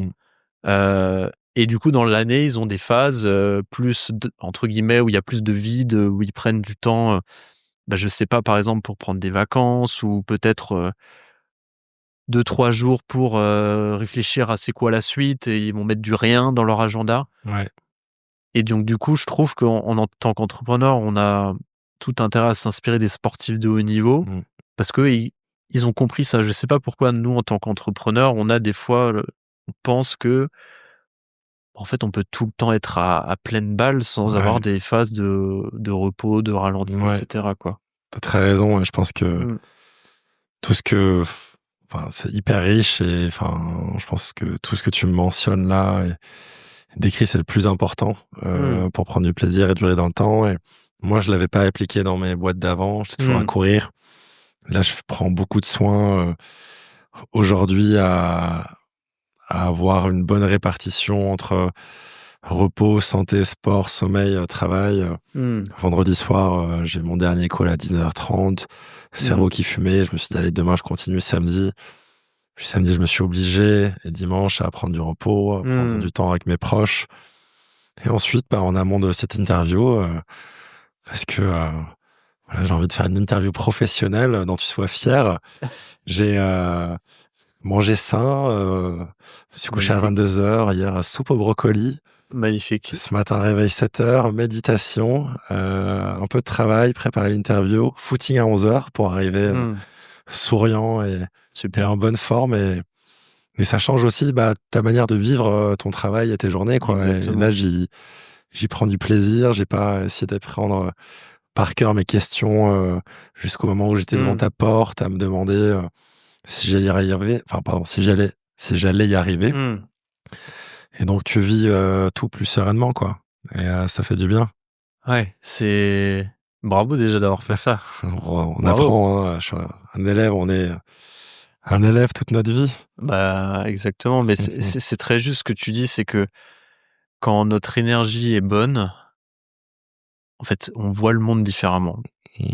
Et en fait, quand notre énergie est basse, quand on est stressé, quand on est embrumé, on voit le monde différemment. Donc en fait, tu vois, c'est comme si on avait toujours deux accès, deux modes. On a le Mmh. mode, c'est lié à notre système nerveux, le mode, on va dire, plutôt moi j'appelle ça le mode en réaction. Mmh. Donc c'est le mode quand tu es stressé, et du coup, bah, tout ce qui t'arrive, tu vas être en mode, en réaction. Ouais. C'est comme si tu étais en pilote automatique et Mmh. tu vas être plus énervé, tu vas peut-être être plus stressé, tu vas passer à côté d'opportunités, tu vas Mmh. peut-être, avoir une communication qui est, plus agressive ou moins Ouais. d'écoute. Ça, c'est le mode Ouais. réaction, c'est le Ouais. mode stress. Ouais. Et à l'opposé, tu as le mode plutôt que moi j'appelle, mode création qui est là, c'est, bah, tu vois, comme on est là, c'est qu'en fait, on est pleinement présent, on est bien ancré, Ouais. on a de la bonne énergie, du coup, on est réceptif aux opportunités, on est plus clairvoyant, Ouais. on est plus concentré et en fait, on a tout le temps accès à ce mode-là Oui. quand on prend le temps de cultiver ça. Ouais. Ça peut être à travers, bah, ce que tu as fait, Ouais. faire un footing, ça peut être une méditation. Et justement, toi, pour peut-être clore Mmh. ta phase de burn-out, ouais, excusez-moi. Aujourd'hui, quelle est ta recette? Quels sont tes... On parle souvent dans les podcasts de business, mais on parle pas souvent de ce que font les entrepreneurs dans leur vie personnelle. Ouais. OK, ouais. Merci. Enfin, à quelle heure tu vas te coucher? Excusez-moi, je vais boire un petit verre d'eau. Prends un Je te petit verre. laisse peut-être Vas-y. dire comment t'es sorti de ton Ouais, burn-out. ouais, écoute, effectivement, bah, peut-être pour ma routine. Déjà, je veux dire un truc, c'est que tu sais, aujourd'hui, on est dans une ère où on est noyé sur internet de routines parfaites, notamment les Américains qui ont amené ça en France avec, toute la tendance du biohacking, des routines et cetera, on parle de bain froid, de méditation, de sport intense et cetera, et du coup, on est baigné là-dedans, concrètement. Et moi, ce que je veux dire aussi, c'est que il y a pas de il y a pas de routine parfaite. Tu es pas obligé de te lever à 4 heures du matin, faire un miracle morning, faire de méditation, faire du sport et cetera. C'est parce qu'on peut tomber un peu là-dedans. Moi, à un moment, je suis tombé là-dedans dans une forme de culte à, la productivité, à la routine et cetera. Mmh. Hem, je pense que par contre, il y a quand même un peu des entre guillemets des garde-fous,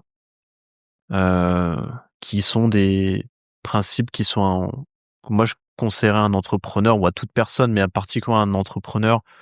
Le premier, c'est hygiène de sommeil, et le sommeil, c'est un des points les plus importants parce que quand on dort pas bien, c'est très difficile de récupérer. Mmh. Donc faire gaffe à ça. Face à un entrepreneur qui a ou une qui a des insomnies parce qu'il rumine sa journée, qu'il a eu des surexcitations, est-ce qu'il y a un peu des moyens sans somnifère de réussir à dormir? Moi, j'ai souvent des moments, j'y travaille, où je vais me coucher à 22-23 heures et j'arrive pas à dormir avant 2-3 heures du mat. Mmh. Donc là, aujourd'hui, je suis libre, donc dans ces cas-là, je dors jusqu'à 11 heures pour Ouais. bah, quand même avoir une bonne journée, être en bonne forme, mais peut-être pour quelqu'un qui a pas le choix, Ouais, bah, pas sur le sommeil parce que c'est quand même un pilier important. mmh, Ce qui aide déjà, c'est le but, c'est d'essayer de viser 8 heures de sommeil, ouais, 7-8 heures. OK, Et après, ce qui aide aussi, c'est d'avoir, une espèce de routine d'heures. mmh, Essayer de s'endormir, se coucher aux mêmes heures. OK, Parce que l'organisme a besoin de régularité, de routine. Donc ça, c'est super important. Et après, un des points qui est peut-être un des plus difficiles, hem, c'est le soir, c'est déconnecter des écrans.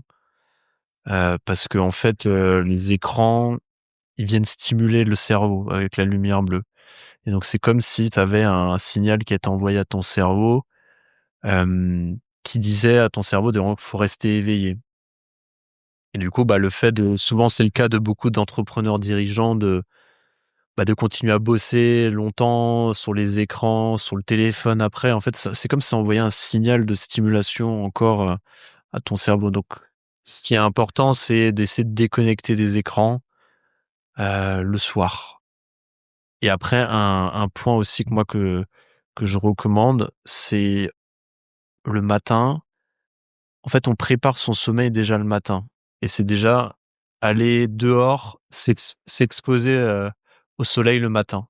Parce qu'il s'avère qu'on a des capteurs à mélatonine au niveau du cerveau quand on s'expose à la lumière du soleil. Et si on s'expose 5-10 minutes au soleil le matin, dehors, ça va stimuler l'éveil et ça va déjà envoyer un signal à notre corps que le soir, dans 10 heures, faudra ralentir et passer Ouais. au lit, quoi. Ok. Donc Ok, ça, trop bien. c'est Donc, un point premièrement, important. Le Donc, le sommeil, ouais. sommeil. Et on va dire aussi, pour finir un trio, le deuxième et troisième point le plus important. Deuxième point, donc pour être bien, éviter le burn-out. Moi, je dirais d'avoir une routine pour soi qui favorise la présence. Mmh.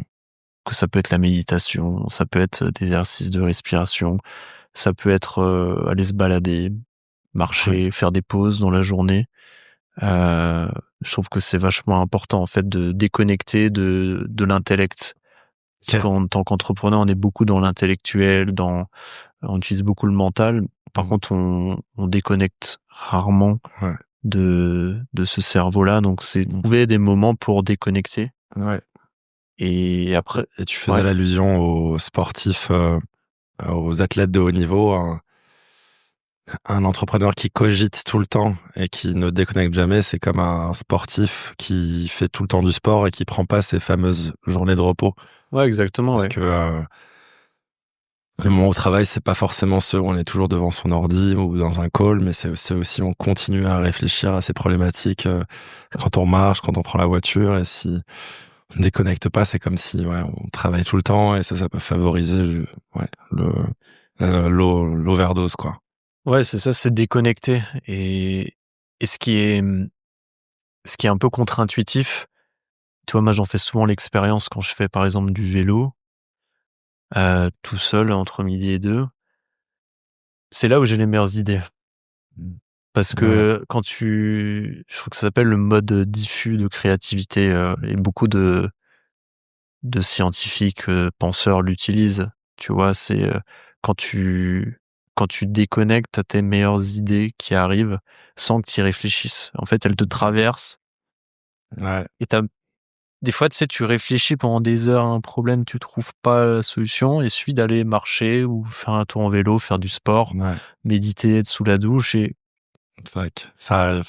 Ouais, et ce mode-là, Ouais. il peut être stimulé quand tu crées des moments de vide, des espaces de rien d'intellectuel, Ok, tu vois? ok, super intéressant. Ouais, je Mmh. vais essayer de le mettre en pratique. Mmh.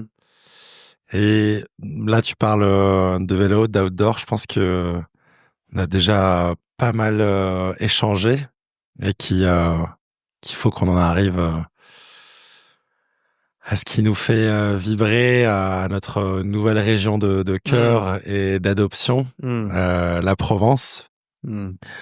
Donc, tu nous as parlé de ton burn-out, de comment tu peux le combattre, comment tu l'as combattu et comment tu le combattrais aujourd'hui avec tes conseils.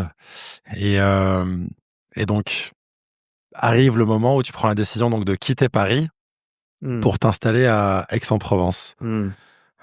Donc, il me semble que c'était aux alentours de 2022. Moi, je suis arrivé début 2023, donc on arrive à peu près en Mmh. même temps. Moi, je partirai plus jamais d'ici. Moi non plus. Génial. C'est compliqué, je pense. Donc déjà, qu'est-ce qui t'a... voilà, pourquoi tu décides de quitter Paris? Qu'est-ce qui t'allait plus et comment est-ce que tu es arrivé au choix d'Aix-en-Provence? Est-ce qu'il y avait une shortlist ou est-ce que Mmh. c'était non, je veux Aix. Ouais, ouais, Donc OK. déjà, pourquoi stop Paris? Pourquoi Stop Paris? Parce que Paris n'a déjà jamais été une ville qui m'attirait spécialement. C'est une ville qui est géniale en C'était termes pour le taf. Ouais, c'était pour le taf. Par contre, c'est une ville qui est trop grande pour moi, trop bruyante, etc. Et en fait, avec ma chérie Catalina, on était en plein Covid ensemble dans un petit studio parisien. Et en fait, on s'est juste dit, en fait, on veut plus Paris. Où est-ce qu'on peut aller? Moi, il s'avère que j'avais fait mes études à Montpellier, j'avais adoré le soleil, le climat, etc. Ma chérie est chilienne, donc elle est très solaire, elle adore le soleil, elle voulait être près de la mer. Ouais. Et à ce moment-là, on s'est dit, où est-ce qu'on peut aller? Et du coup, dans la shortlist, on avait Aix, on avait Marseille, on avait Montpellier. Ok. Et il s'avère, sérendipité encore, Ouais. que on a proposé un boulot à ma chérie à Aix, et on a déménagé en 2 mois top chrono. On connaissait pas du tout Aix. Ok. Trop bien. Je connaissais très peu Marseille. Je connaissais plutôt la Côte d'Azur pour avoir été en vacances petit. Ouais. Mais je ne connaissais pas du tout cette région. Et en 2 mois, on a déménagé, trouvé un appart, alors qu'on n'avait jamais mis les pieds à Aix-en-Provence, quoi, tu vois. Trop bien. Donc Ouais. c'est grâce donc au job de Catalina, donc ta fiancée, que vous avez voilà pris la décision de venir ici, quoi. Effectivement. Ok. Et donc c'est là où tu commences à envisager le métier de coaching. Ouais. En fait, si tu veux, comment est-ce que ça a fini cette histoire? Donc on a revendu la boîte. Ouais. On n'a pas touché grand-chose parce qu'on avait tellement de dettes, etc. C'est les investisseurs qui prennent en premier Bien sûr, leurs ouais, investissements. c'est un peu la réalité aussi des startups, c'est que on avait les yeux avec plein qui pétillaient avec l'idée de revendre une boîte, etc. Sauf qu'il y a c'est assez rare finalement des fondeurs qui revendent une boîte et qui touchent un montant qui les met safe, etc. Nous, on n'a pas touché grand chose. Ouais. Mais on a clôturé l'expérience après un dernier pivot on a fait une campagne. Ça, je sais pas si tu as eu cette info, mais non. On a fait une campagne NFT. Ah, ok. Trop, vous avez vraiment tout essayé. C'est ce qui a accéléré aussi moi mon ras-le-bol, c'est qu'à la fin, la moitié de mes associés voulaient lancer un projet NFT parce que c'était le momentum. Tout le monde parlait des NFT. Ouais. Moi, je comprenais rien à ce truc-là, ça m'inspirait pas du tout. Ouais. Je leur ai dit, les gars, je vous aide encore 2-3 mois parce que on va finir, enfin, à ce projet, vous avez besoin de moi, mais après, peu importe ce que vous faites, moi, les NFT, ça m'intéresse pas, tout ce truc. Finalement, tu vois, on a encore eu pas de chance jusqu'au bout, c'est que on a fait, je crois, 200 000 de ventes de NFT. Ouais. Donc on réussit notre drop de NFT et 2 semaines après, il y a l'effondrement des cryptos, machin. Donc donc jusqu'au bout, tu vois, c'était rocambolesque. Au moins, c'est un signe du destin. Exactement. De lâcher l'affaire un peu, quoi. Et exactement. Okay. Et derrière, moi, je savais pas vraiment sur ce que je voulais faire en transition. Je savais que j'étais inspiré par plutôt l'accompagnement. Ouais. Et je suis allé me former dans une école qui apprenait à utiliser la respiration comme un outil de coaching. C'était d'abord pour moi, tu vois, pour remonter en énergie, etc. Parce que c'était une période où j'étais quand même fatigué, j'étais pas au top. Et tu sais, quand t'es en épuisement comme ça, de façon chronique, tu mets quand même des mois, voire des années à te remettre, à te reconstruire. Oui. Parce qu'on est fragile. Okay. Et du coup, c'était pour moi, donc je me suis formé j'ai exploré tous ces sujets de comment est-ce que tu utilises la respiration comme une forme de méditation pour te reconnecter à soi, mieux gérer ton stress, développer de l'énergie sur demande. Ouais. Et du coup, je suis allé me former là-dedans. Ouais. J'ai commencé à accompagner d'autres entrepreneurs, dirigeants, sportifs, à utiliser leur respiration dans leur vie. Et à ce moment-là, tu accompagnes des dirigeants de ton réseau à Paris ou des personnes ici dans la région? Ouais, un peu de tout. Un peu de tout, ouais. Un peu de tout, des gens de mon réseau, des gens que j'avais rencontrés ici, des gens en CrossFit. Trop bien. Un peu de tout, quoi. Ouais, ok. Ouais. trop bien. Et donc là, tu commences par la respiration et ensuite tu fais aussi coach, business ou les 2 étaient liés ou À ce moment-là, je faisais uniquement des coachings en en respiration. respiration? Donc OK, j'étais comme un entraîneur en respiration. OK, Tu viens me voir, et je t'apprends à te connecter à ton ouais, souffle, à des exercices pour, développer une forme de conscience de toi-même, mieux gérer les moments de stress, monter en énergie quand tu en as besoin. mmh, Comment est-ce que tu peux utiliser la respiration pour mieux dormir le soir, et ouais, cetera. OK. Et là, le jeu que tu joues, si on revient Mmh. au jeu que tu joues, le jeu que tu joues, c'est: «Je joue un jeu qui me fait du bien et je le partage aux autres»? Ouais, exactement, c'est bien OK, résumé. C'était OK. déjà purement pour moi, j'en avais besoin. Mmh, Je le partage aux autres, c'est ma façon d'apprendre et c'est ma façon de rétribuer, donc ouais, ouais, c'est exactement ça, ouais. OK, trop bien.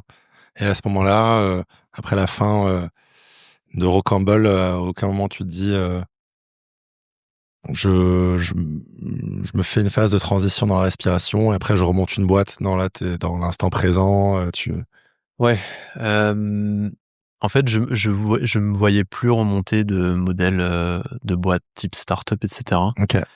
Parce que je me suis rendu compte que c'est pas moi ce qui m'intéressait le plus. Moi, ce qui m'intéressait vraiment, c'était davantage l'accompagnement. Mmh. Donc, accompagner les autres et accompagner ce que j'appelle, tu vois, des entrepreneurs, des créateurs, des gens qui font des choses Mmh. et heu et c'est une petite voix avec du recul que j'avais déjà touché même avant Rocamole, tu vois? Dans la phase où je me posais un peu des questions sur ma transition vers autre chose Mmh. et je me rappelle, en fait, que j'avais discuté avec des coachs et cetera, de leur métier, tous ces sujets m'intéressaient, Mmh. mais c'était pas mature encore Ouais. à cette idée-là. OK. OK, intéressant, ouais.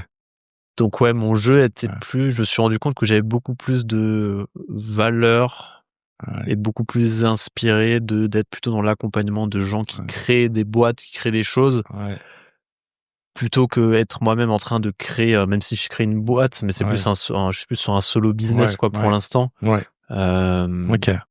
donc tu sais, c'est ça qui résonnait Non, plus pour c'est moi. cool et Ouais, c'est hyper complémentaire justement, ouais. avec, trop bien. Hem, aujourd'hui, comment tu construis, ton solo business? Enfin, comment est-ce que tu te dis déjà que tu vas faire ça pour, les prochaines années de ta vie? Tu te le dis pas au départ tu te lances et ça te plaît? Ou tu te dis: «Ah bah, là j'ai envie consciemment de jouer ce jeu et je vais aller OK. loin dans ce jeu»? Non, au début, je savais pas. Je suivais OK. ma curiosité, Mmh. heu et je me suis dit: «OK, on va suivre cette curiosité que Ouais. j'ai et on va voir où ça m'emmène», tout en me disant que je sentais au fond de moi que c'était quelque chose qui m'aspirait d'accompagner, d'être dans une posture Mmh. davantage de coach, accompagnant, Ouais. plutôt qu'une posture de builder, de créer des choses, une boîte et cetera. OK. Donc tu vois, c'est plus comme ça, j'ai suivi, l'intuition qui me disait: «Ah va écoute cette voie-là, tu sais pas encore où ça va aller, Ouais. mais écoute-la, quoi». OK. OK, trop bien. Et aujourd'hui le format solo business, c'est un format qui te convient, de bosser depuis chez toi? Bon, j'imagine tu as quand même Mmh. pas mal d'interactions avec tes clients, Mmh. je sais pas comment on appelle ça, tes patients ou tes Ouais, des clients, coachés, ouais. tes clients, ouais. Ouais. Hem, est-ce que ça te manque pas la vie un peu au bureau, d'avoir des collègues, Mmh. Alors c'est un super sujet parce que moi, il faut savoir que j'ai été beaucoup en remote dans mes différents projets, boîtes et cetera et il s'avère que quand j'ai lancé mon business d'accompagnement, j'ai j'ai beaucoup de mes clients qui étaient pas en présentiel sur Aix-en-Provence. OK. Heu, parce que en fait, je communiquais beaucoup sur LinkedIn, les réseaux sociaux et c'est via ce vecteur que j'ai beaucoup de clients. Et pour répondre à ta question, du coup, quand tu es solopreneur et que tu bosses de chez toi, bah, c'est sûr que moi, j'ai eu des phases où je me dis: «Putain, je suis beaucoup seul à la maison, j'ai pas beaucoup d'interactions» Mmh. et c'est pour ça, en fait, que j'ai eu les routines aussi, tu vois, j'ai été longtemps dans une box de CrossFit où tous les midis, j'avais aussi un cercle pour rencontrer des gens. Je prends du temps aussi pour sortir, marcher régulièrement entre 2 coachings. Donc j'ai rejoint des initiatives et c'est ce qui a amené aussi, tu vois, je pense que c'est, début d'année, dernière, la réflexion de me dire: «OK, Boris, c'est génial, tu as monté énormément de choses grâce au digital, grâce au Zoom, aux réseaux à tout, tu utilises ces outils, mais c'est incroyable, ça te permet de créer énormément de choses, de faire tes coachings. Par contre, il y a une partie de moi qui avait envie de plus de présentiel, de plus d'ancrage avec le local, et cetera, et c'est ce qui a amené, tu vois, la création notamment de l'initiative, du club que tu as rejoint, Ouais, carrément. qu'on a créé avec, Thomas qui est aussi, mon associé sur le projet. C'est en fait, je trouve qu'on a besoin de le présentiel. Je trouve qu'on a aussi besoin, tu vois, d'avoir un cercle, d'avoir une communauté, parce que d'autant plus en tant qu'entrepreneur, et toi, tu me demandais tout à l'heure les trois entre guillemets conseils pour éviter un Ouais. burn-out. Et le troisième, tu vois, je rajouterais celui-ci, c'est être, tu vois, entouré aussi. En Ouais. tant qu'entrepreneur, pas être Oui. seul, parce que je crois que d'après les études, c'est un des premiers L'isolement, problèmes, sentiment. l'isolement Ouais. chez les entrepreneurs. Et moi, ce truc, enfin, j'avais pas spécialement de cercle, de réseau, et le fait d'avoir créé ça et Ouais. d'offrir ça aux autres, bah, en fait, ça me permet aussi de prendre du plaisir de bosser de chez moi, d'utiliser le digital, mais aussi avoir des contacts au niveau local, de rencontrer davantage les gens, et cetera. Ouais, carrément. Donc c'est un vrai équilibre, et certains sont très à l'aise avec, le fait d'être tout le temps chez eux, d'autres ont besoin que de présentiel. Moi, je suis un peu un profil hybride où j'ai besoin d'avoir du contact avec les Ouais. gens, j'ai besoin de présentiel, j'ai pas forcément besoin d'avoir une équipe Oui. parce que je suis très nourri avec le contact de mes coachés, et cetera. Ouais. Hem, mais je pense que c'est aussi écouter ça, tu vois? Se dire: «OK, comment est-ce que Ouais. je peux m'écouter davantage, mettre plus de présentiel s'il faut, quoi?» C'est bien, t'as arrivé à un super équilibre où tu arrives à lier un peu le meilleur de tous les mondes. Mmh. Donc, c'est super chouette. Écoute, je pense que c'est s'écouter aussi, et tu vois, aujourd'hui, j'ai encore beaucoup de mon activité qui est en digital, Ouais. en visio, et cetera, et tu vois, je sais que je tends de plus en plus vers le présentiel, et il y a encore une part de moi qui a peur de ça, Ouais. parce que, j'ai pendant 10 ans été un créateur digital. J'ai toujours fait des produits, digitaux, j'ai fait du coaching en distanciel. Ouais. J'ai encore beaucoup, tu vois, de mes coachings produits qui sont en Ouais. distanciel. Ça marche Ouais. très bien, j'aime ça. OK, ouais. Par contre, tu vois, je tends vers une répartition où aujourd'hui, tu vois, je suis peut-être encore à, je sais pas, 80% de digital, Ouais. 20% de OK, présentiel, ouais. et j'aimerais plus que ça soit du 50-50. 50-50 ou Ouais, ouais. 60-40, tu vois? Bah, après cet épisode, tu seras même à 100% de présentiel, je pense. Bah, écoute, j'espère. Trop bien.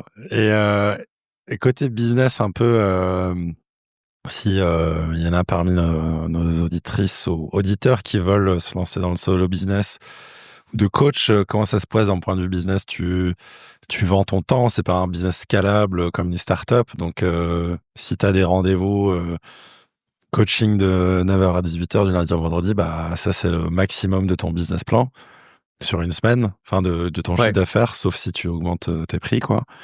Là, tu es aujourd'hui au max. Est-ce que tu es content du coup avec la situation? Est-ce que tu te dis pas, je me fais un peu exprès l'avocat du diable? Mmh. Est-ce que j'ai pas envie de jouer un game un peu plus big? Est-ce Mmh. que je suis content avec ce game-là? Est-ce que je suis content avec ce que j'en gagne? Ouais. Voilà. Est-ce que parfois tu te dis, ok, là je suis au top, ou si t'es pas au top, c'est quoi le top?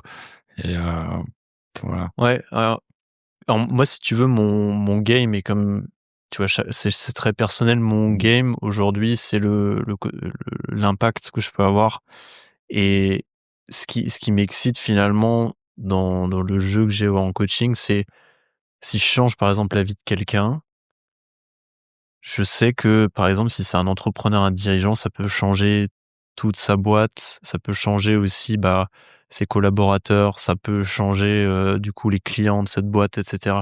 Donc en fait, je joue à un jeu où en bossant avec un entrepreneur, un dirigeant, je sais qu'en fait, toi, tu as un impact qui va ruisseler dans toutes les strates en dessous.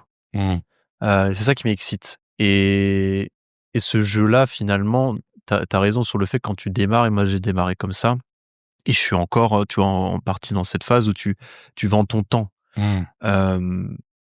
Donc forcément, tu as un plafond, au bout d'un moment, tu peux pas prendre 20 000 personnes. Tu vois, moi je sais que je prends pas plus de dizaines de personnes en coaching, parce que j'ai En parallèle. en parallèle. Ouais. Parce que j'ai une proximité assez élevée avec mes coachés. Je leur demande un sacré engagement de leur côté, et moi de mon côté, je suis très engagé quand on est en coaching ensemble. Et tu vois, le temps de vide que j'ai, je pense à mes coachés. Comment est-ce que je peux les aider? Tiens, là, il y a ça, comment est-ce que je pourrais l'accompagner dans sa boîte avec ça, etc. Donc, tu vois, ça demande, tu peux pas industrialiser ça comme une boîte, tu peux pas le scaler. À un moment, tu vois, je me posais cette question, j'étais encore dans ce mode, comment est-ce que je scale ça? Ouais. On est matrixé un peu. Ouais, et moi, j'étais matrixé, tu vois, quand je me disais, OK, je vais faire ça, après j'embauche d'autres coachs, après tac.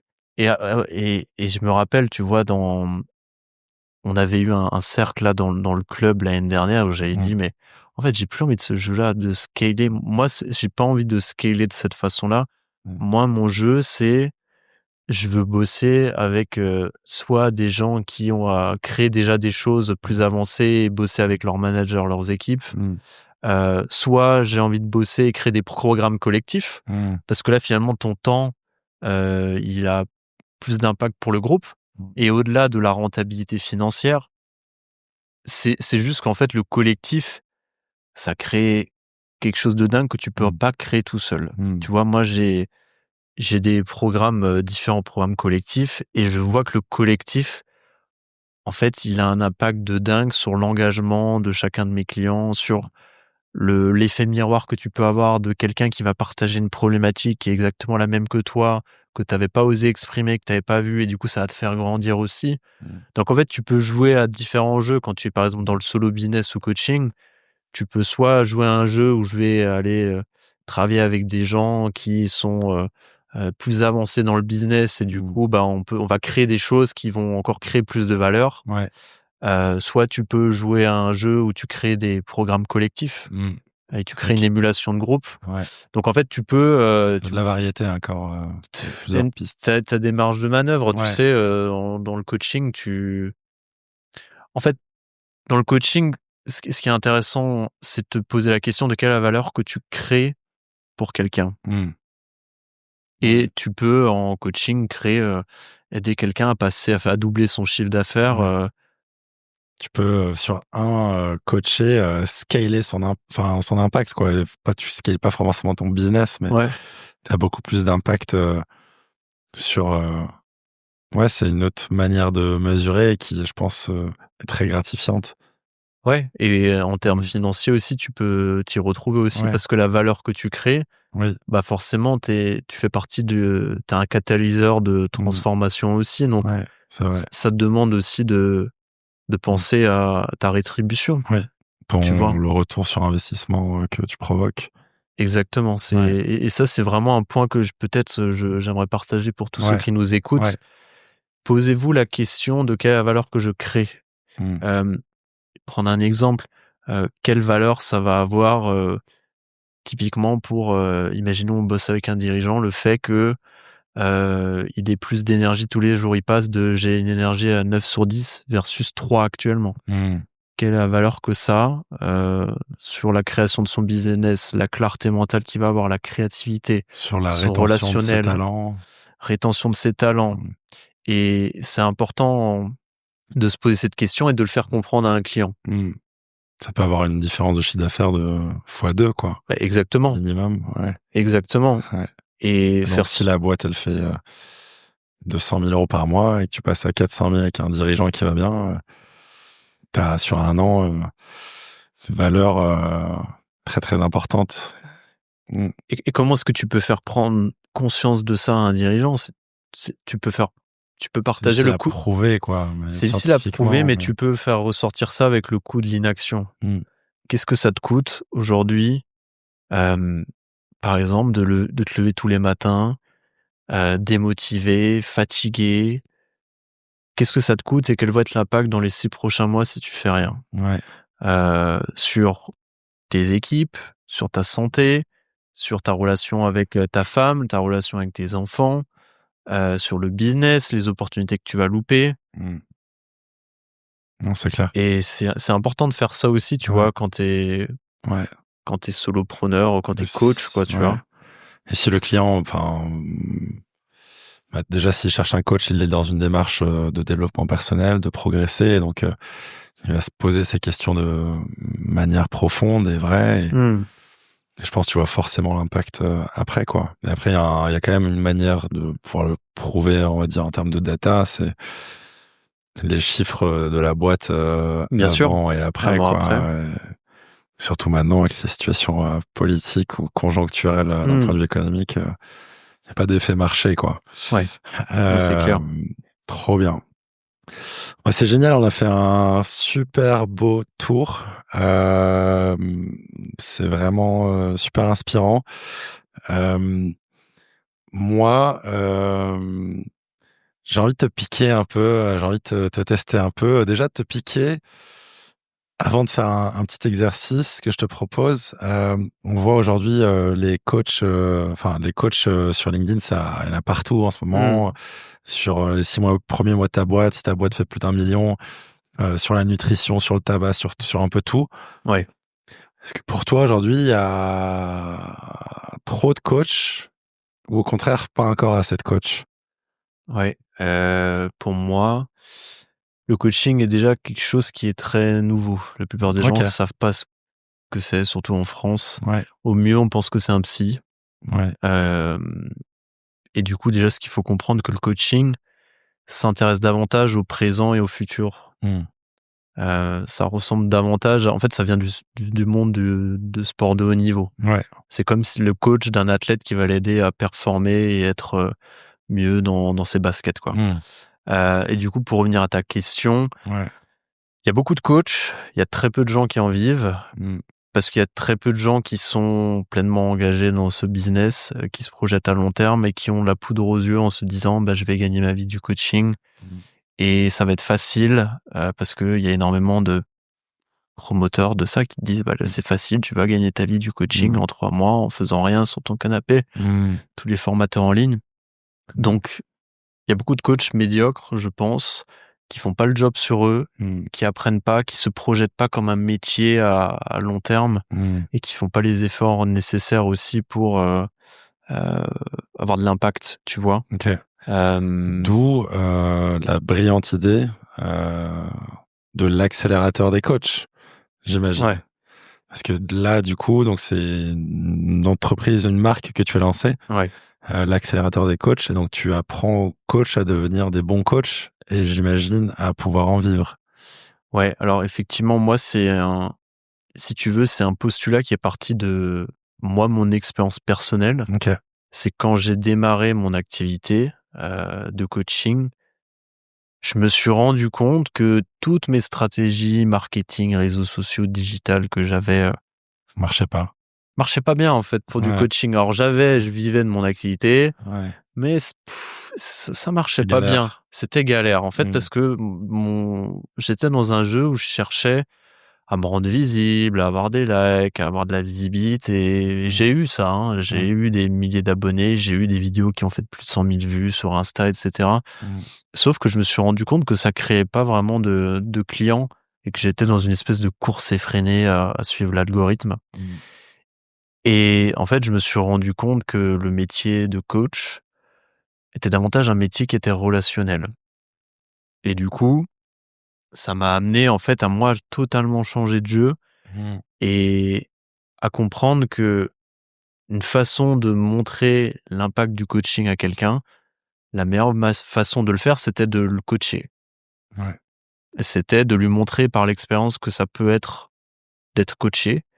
Hem Et en fait, aujourd'hui, il y a beaucoup de coachs sur le marché qui ont peur d'offrir du coaching, qui parlent beaucoup de moi, le coaching, et cetera, alors que personne ne comprend ce que c'est le coaching. Ouais. Ça se vit.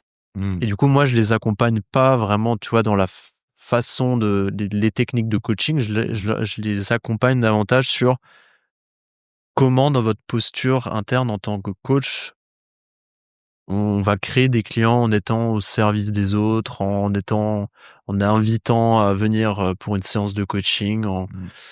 en allant en fait se bouger un petit peu pour avoir des conversations davantage que en publiant sur les réseaux sociaux comme beaucoup de coachs font, quoi. Ouais. Génial. Trop bien. Et, et aujourd'hui, t'as une bonne relation avec tes apprentis coachs. Tu les as vus un peu, je sais pas, t'as commencé il y a 2 ans. Tu les as vus évoluer du coup, et est-ce Ouais. que la direction dans laquelle ils ont évolué te plaît? Bah écoute, moi je travaille avec certains de mes clients depuis presque 1 an et demi, 2 ans. Mmh. Donc je trouve que c'est un bon indicateur aussi en tant que coach de se dire que s'ils continuent à bosser avec moi, c'est qu'en fait, il y a Oui. toujours un nouveau jeu auquel Mmh. jouer. Mmh. Heu, et j'ai des clients qui ont des résultats de fou, Ouais, trop bien. que ça soit en termes de création de contrats, de coaching sur une première année, que ça soit tu vois, des coachs qui lancent un podcast comme toi Mmh. en présentiel alors qu'ils sont terrifiés par l'idée de le faire. Mmh. Donc, moi, je suis ravi de ça, en fait. Tu Mmh. vois, je travaille avec, je te disais, des groupes à taille humaine, et dans le principe de ce programme-là, c'est vraiment que, bah, en fait, un coach ait un espace pour pouvoir, en fait, se développer, pas être seul, se motiver avec d'autres coachs et bénéficier aussi de l'énergie du groupe et enfin, entre guillemets, «de coaching individualisé» avec Ouais. moi OK. pour aller, se transformer de l'intérieur. Ouais. Parce que le programme est davantage du ressort d'une transformation intérieure. Mmh. Qui tu es, comment est-ce que tu sers les autres, Mmh. comment est ta relation au business, comment est-ce que ta relation avec la vente, Mmh. davantage que des techniques, des Ouais. stratégies, des hacks. Parce que c'est souvent un peu le problème chez les coachs, mais aussi, je dirais, chez les Mmh. entrepreneurs, c'est que on va chercher des stratégies de prospection, Mmh. des stratégies de growth hacking, Ouais. des stratégies Des de méthodes, vente, des méthodes. faciles, et magiques. C'est ça. Alors qu'à l'intérieur, on prend pas plaisir avec cette Mmh. méthode. Et toi, ça, c'est un vrai point que moi Tu mets en avant, je ouais. mets en avant, c'est Mmh. que l'objectif, que ça soit pour un entrepreneur ou pour un coach, c'est de tomber amoureux de sa façon de vendre son produit. C'est comment est-ce que je peux finalement être engagé dans ce que je fais au maximum, tout en lâchant prise sur le résultat. Mmh. Ouais. Et ça, c'est vraiment une clé en termes de développement entrepreneurial, en termes de développement personnel. Mmh. Et c'est pas évident, Ouais. mais je pense que ça vient sans doute toucher quelque chose autour de là. Ouais. Waouh! Mmh. Boris, merci beaucoup Merci à toi. pour cette, session de coaching en format accéléré. Heu, j'ai juste 3 petites questions rituelles avant qu'on se Ah, quitte. génial. Premièrement, hem, Boris, je suis honoré que tu sois mon premier invité. À ton tour, qui est-ce que tu aimerais écouter dans ce podcast? Il n'y a pas de limitation de nombre, on va peut-être pas en faire 40, mais je sais pas, entre un minimum et 2, 3. Qu'est-ce que tu cherches en tes critères? Rappelle-moi tes critères. Alors les critères, donc c'est fondatrice ou fondateur, de boîtes qui font quand même, pour moi, enfin le succès aujourd'hui, il y a quand même une notion de chiffre d'affaires, donc je dirais de minimum, 10 millions de chiffre d'affaires. Mmh. Si c'est les CEO, femmes ou hommes, de boîtes, des boîtes plus grandes que ça. Et ensuite des créatrices ou des créateurs. Donc, créateur, ça peut être un chef, comme Alexandre Mazia, chef 3 étoiles, ou créatrice de marques de prêt-à-porter, comme Emma François. Ça peut être des sportifs. C'est assez large. Mmh. Hem et ça va te faire beaucoup rire, mais c'est Ouais. improbable comme réponse. J'aimerais bien que tu interviewes Jul. Ah oui, bah oui. Tu sais, Jul, Jul, le rappeur artiste. ouais, Tu sais pourquoi je te dis ça? vas-y. Parce que alors, c'est un gars qui me fascine. Je suis pas forcément un auditeur de sa musique et tout, mais Mm. je trouve que c'est un gars que j'ai déjà entendu en interview, qui est ultra authentique, ultra humble. Et je trouve qu'il a quand même réussi à créer quelque chose autour de sa musique, un engouement. On aime ou on n'aime pas sa musique. Mm. C'est pas tant le sujet ici, mais je trouve que c'est dingue à quel Oui, point bah, c'est quelqu'un qui a marqué la Provence, le ouais. Sud. Et je trouve que c'est une personnalité qui a un côté attachant quand tu l'entends. Je sais pas si t'as déjà entendu une interview de ce Pas gars-là. encore, mais Jules est dans le haut de la pyramide, dans le panthéon Hmm. des invités difficiles Ouais, d'accès que j'aimerais avoir, avec aussi le président de l'Olympique de Marseille, ouais, Rodolphe Saadé de CMA-CGM, et d'autres leaders d'opinion. Donc forcément, moi j'aimerais bien l'avoir aussi. Tu penses que tu peux me mettre ouais, en bien sûr, relation bien sûr, bien sûr, Ok, bien sûr, super. bien sûr. Mais peut-être pour un invité plus accessible que tu connais bien, que j'aimerais bien avoir. Je sais pas si t'avais prévu de l'inviter, mais moi c'est quelqu'un que je trouve vraiment très inspirant. C'est alors du coup je pense à deux. Il y a Geoffrey, qui était l'ex-cofondateur de Bonne Gueule, Ouais. qui est en train de relancer un nouveau projet, et je trouve que son histoire et qui il est vraiment très inspirant, parce que lui aussi a vécu le burn-out, il s'est relancé vers autre chose, il a bossé chez les voyages privés, et je trouve que c'est vraiment un entrepreneur inspirant Mm. à écouter pour les entrepreneurs, C'est un ami aussi, du qui est coup. un ami à toi, et c'est comme ça qu'on Et s'est rencontrés, mais ouais, j'aimerais c'est vraiment grâce à Geoffrey, ouais. l'entendre. Ouais. Ouais, carrément, trop bien. Et le deuxième, je crois que tu avais prévu aussi de l'interviewer, c'est Jules de Mint. Jules ou Jules? Jules, tu vois, un autre. Jules, Jules, oui, oui. Jules de Mint, qui est un entrepreneur qui a 25 ans, qui est en train de monter une boîte incroyable en termes d'impact et de business model, vélo reconditionné, et qui est très très jeune, et qui a déjà 30 personnes Mm. à gérer, et qui est vraiment inspirant d'avoir des jeunes talents comme ça sur la région, Ouais. qui C'est, veulent créer des boîtes à impact et ouais, qui y vont à fond, qui mouillent le maillot, quoi. aussi jeune, créer une boîte qui a autant d'impact, j'ai autant de salariés. Enfin, franchement, c'est très, très rare, et je lui ai écrit, et j'espère qu'on aura l'occasion d'enregistrer ensemble dans les prochains épisodes. Carrément. Super, super bon choix. Euh, Avant-dernière question, avant que je te laisse. Quel message veux-tu laisser à ceux qui doutent? Hmm. Ce qui me vient, c'est aimer cette partie de vous qui doute, plutôt que l'opprimer. Aimer cette partie de vous qui doute, et accueillez-la quand vous doutez. Et comment, c'est-à-dire concrètement, là je doute, comment je l'aime? Comment tu l'aimes? Bah, c'est déjà essayer de voir où est-ce que ça se joue dans votre corps Hmm. quand vous êtes dans le doute. Est-ce que ça se tend? Est-ce que c'est chaud? Est-ce que c'est froid? Est-ce que c'est crispé? Simplement essayer de la noter dans votre corps, et essayer de voir ce que ça fait quand vous y mettez un peu d'amour dans cette partie de vous qui doutez. Hmm.